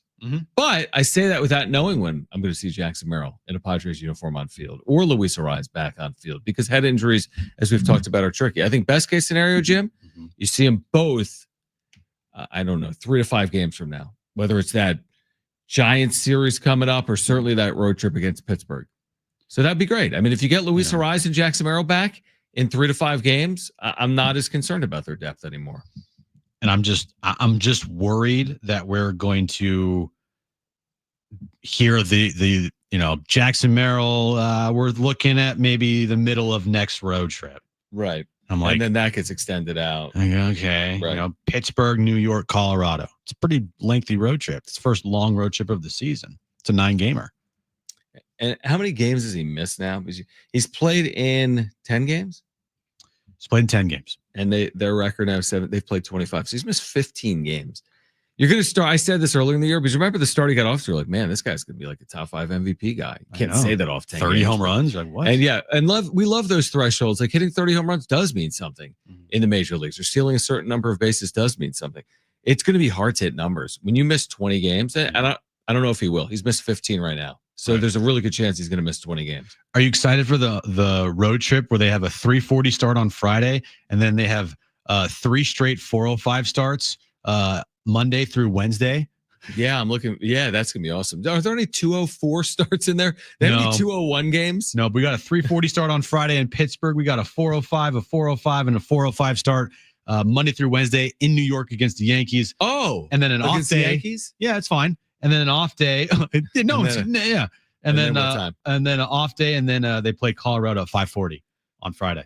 I want a 2:01 game that goes 14 innings and ends at 6:01. I do too. I need that.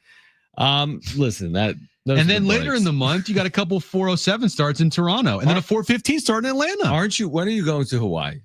Well, I'm glad you asked, John. Because I need to look at that schedule, and I'm going to vilify you if they're all like 3:00 Padre games. Don't worry. You're okay. I go to Hawaii on the 24th. Of what? Of May. That's okay. A Saturday. So I'm gone 26th through the 30th. All home games. And then also the 2nd as well. I'm gone a week of home games in July. Before the All-Star break, I think the 8th through the 13th. Thank goodness. I'm gone. That they're home games. Oh, yeah. Yeah. No, I know it's a lot harder. Hey, do a 4-hour show. Oh, do a 4-hour show during a Padres game. Yeah. Talk about it's fine. Right. Exactly. Talk about I could literally talk about the Chargers and it wouldn't matter.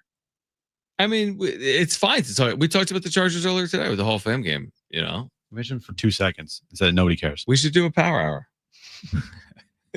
Yeah, let's do a power during hour. Padres. Bring back Judd and Costa. We'll do the shoulder program, or the reverse programming. Yeah, reverse programming. Every time the Padres are playing, we'll talk about the Chargers. We'll have all the Chargers listeners.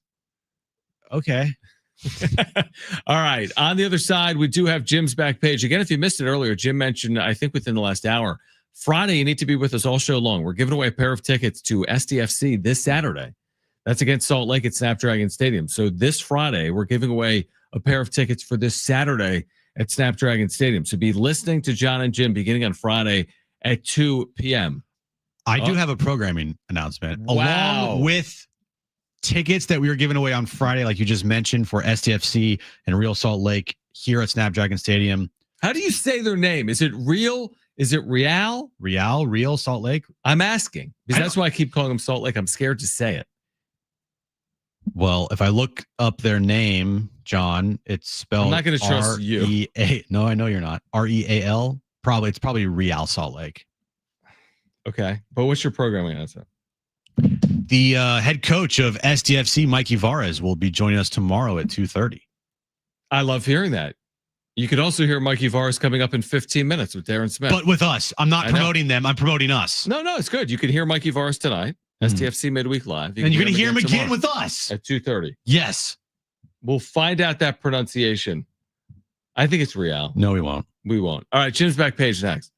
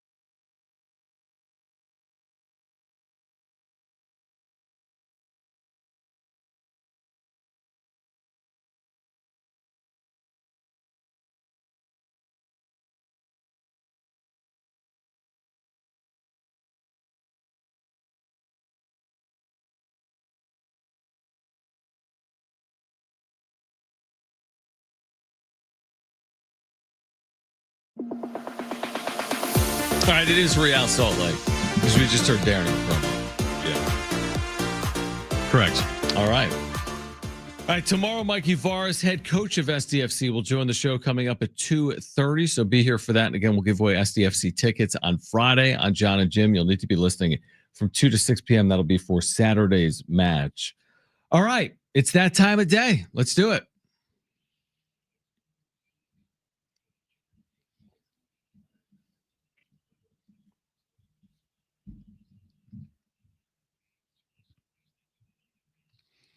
Remember the Kobe jersey, his debut jersey for his rookie year? Yes, I do. The Kobe, and it was on Inside the NBA on TNT. They were talking about this jersey, and Shaq. This was right. Shaq and Charles Barkley were like, "I'll give you 50,000 for it," and the guy's like, "This is gonna go for millions." Okay, NBA debut, Kobe Bryant, 1996. Mm-hmm. Right now, there's a bid on it for $7 million. That's amazing. $7 million for this jersey, which is going to go for a record number. 7 million. Wow. This is not bought by like people. It's bought by like I don't know, corporations and other memorabilia sites. Yeah. Right. Because they want to have that so they can eventually in the future then sell it again. Right. It's not like John Schaefer's putting a $7 million bid down on this jersey. I definitely am not the buyer. No, you are not the buyer. But anyway, I just wanted to update you on that $7 million for his rookie debut jersey, the number 8 Lakers jersey. I wish I would have had that. I do too. Do you like Buffalo Wild Wings, John? I'm not really a meat eater. I know it's kind of a yes, when I was younger, you got the TVs, you got the chicken celery wings, you got I like it. I like the concept. Buffalo Wild Wings has officially brought back its fan favorite all-you-can-eat wings promotion, available every Monday through Thursday for a limited time. The offer is you can eat all-you-can-eat wings for just $19.99. Is that a deal? Customers can choose between Depends how boneless you eat. wings for $19.99 or traditional wings or a mix of both for $24.99. Each order begins with 10 wings and includes up to 2 sauces selections from the brand's lineup of 26 signature flavors. Refills are served in increments of 6 wings, and the deal also includes unlimited fries with the option to upgrade to tots or wedges for an additional $1. Yeah, but here's my question, Jim. Because I know you eat like a bird, right? Like me. You pick at things. Yeah. Are you eating $20 worth of wings, or would you just get 10 wings for, I'm making it up, $10 or $12? Take or one bite out of $14? 9 of them. Like, do you even eat $24.99 worth of wings? No, I don't. Okay, that's my point. Like when me and you went to all you can eat sushi. Now that we were eating some sushi, We were eating a lot of sushi. you got so mad I ordered like an additional roll because we have to eat the food that you order basically, and I was just sitting there like trying to like pound a Because they food. they charge you. they will charge you if they deem that the food that you have ordered that you've not eaten enough of it. Yeah. So anyway, it's a part of its month of free campaign. Buffalo Wild Wings reward members can also enjoy added perks throughout April, including a free sandwich with a $15 purchase and a free dessert with a $10 purchase. Okay. So there you go. Did you have a back page item before I read mine? Last one? No. You don't? Mm-mm. I thought you did. I thought I did, but I think I already shared it. Okay. Now I shared this last night on the wrap-up show, but I have to share it here Okay. on John and Jim. What was it? NASA has finally figured out Oh yeah. the date of the end of the world. It's not anytime soon. It's really not. The sun will explode, according to NASA, Mhm. in the year 1,000,2021. I think I'm going to miss it. Yeah. So wait, this is a billion years away. Pretty much, yeah. Oh yeah. Then we theorized, Brent, last night. How many World Series will the Padres win between Over now? under 1.5. Will Xander have a home run by then? No. We actually joke like, will there be any major league team if they played for a billion years that doesn't win 263 titles in a billion years? Because that's like 0.0% of a billion. Right. You're going to win You're going a to fall good into amount. a couple thousand. Maybe more. Yankees are gonna have like 880 million. But seriously though, over 1.5 for the Padres. Over. Over. Taking They're, the they're under. winning 2 in the next billion It years. says the apocalypse will be spectacular. The sun will swell. The oxygen will run out on Earth, and temperatures will skyrocket. Scientists are sure that by that time, though, humanity will have figured out a one-way ticket off of Earth. I don't know if the adjective I'd use to describe that would be spectacular. Yeah. We all burned alive and No, but- no oxygen. And but how could you in a billion? So we're going to find somewhere else to live in a billion years, and everyone, all 8 billion people, are going to take that train to some new planet. Look, we have come a long way in Like 100 years. 100 years. Just imagine what's going to be like in a billion years, if we're even around. Not me, you. Do you particular, think? but, You think this show is still from 2 to 6 p.m.? Or no, they'll add an extra hour. We'll be up to 7 hours. They're going to by say, then. "Hey, can you guys do 5 hours, please?" John Jr., Jr., and Jim Jr. No, add like 70,000 more juniors to that. What else would be really like funny? I don't even know. It's kind of funny. Will the house settlement be done by the year 1 billion? Dude. Will the update read be changed from Wills to Wow? Dude, we're not doing a wrap-up show that year. I'm certainly not going to do it the last year of Earth, No. because by then you're preparing for how you get off of Earth. Well, like NASA says, just because of how much technology has advanced in the last just like 20 years, they believe that Earth and the human race will have Be found somewhere a else. one-way ticket off of Earth. Can you make another sun? No, seriously. Make another sun? No. You can go to a place with another sun, but not make another sun. Can't we just go to the moon? Like, can we just go to KB 12 or whatever it's The called? thing that had life or whatever. Yeah, it's only 124 light years away. right. I mean, maybe Not that far. Yeah, but we looked this up the other night. Like light years far. It would take you have to go a certain speed, and it would still take like 100,000 years to get there. You thought Carson was far. Right. Exactly. It only takes about 2.5 hours to drive to KB 12. right. Then If you're asking LT on how long it takes to KB 12, he's like, a couple hours. right. Not bad. Okay. So there you go. The sun will, I guess, run out in the year 1 billion. Now, is that accurate? Like they actually know when it's going to run out, or Well- that's the working theory? Obviously they don't know 100%, but that is the working theory based on scientific data. Yes. How long has it been burning? Like, are we halfway in?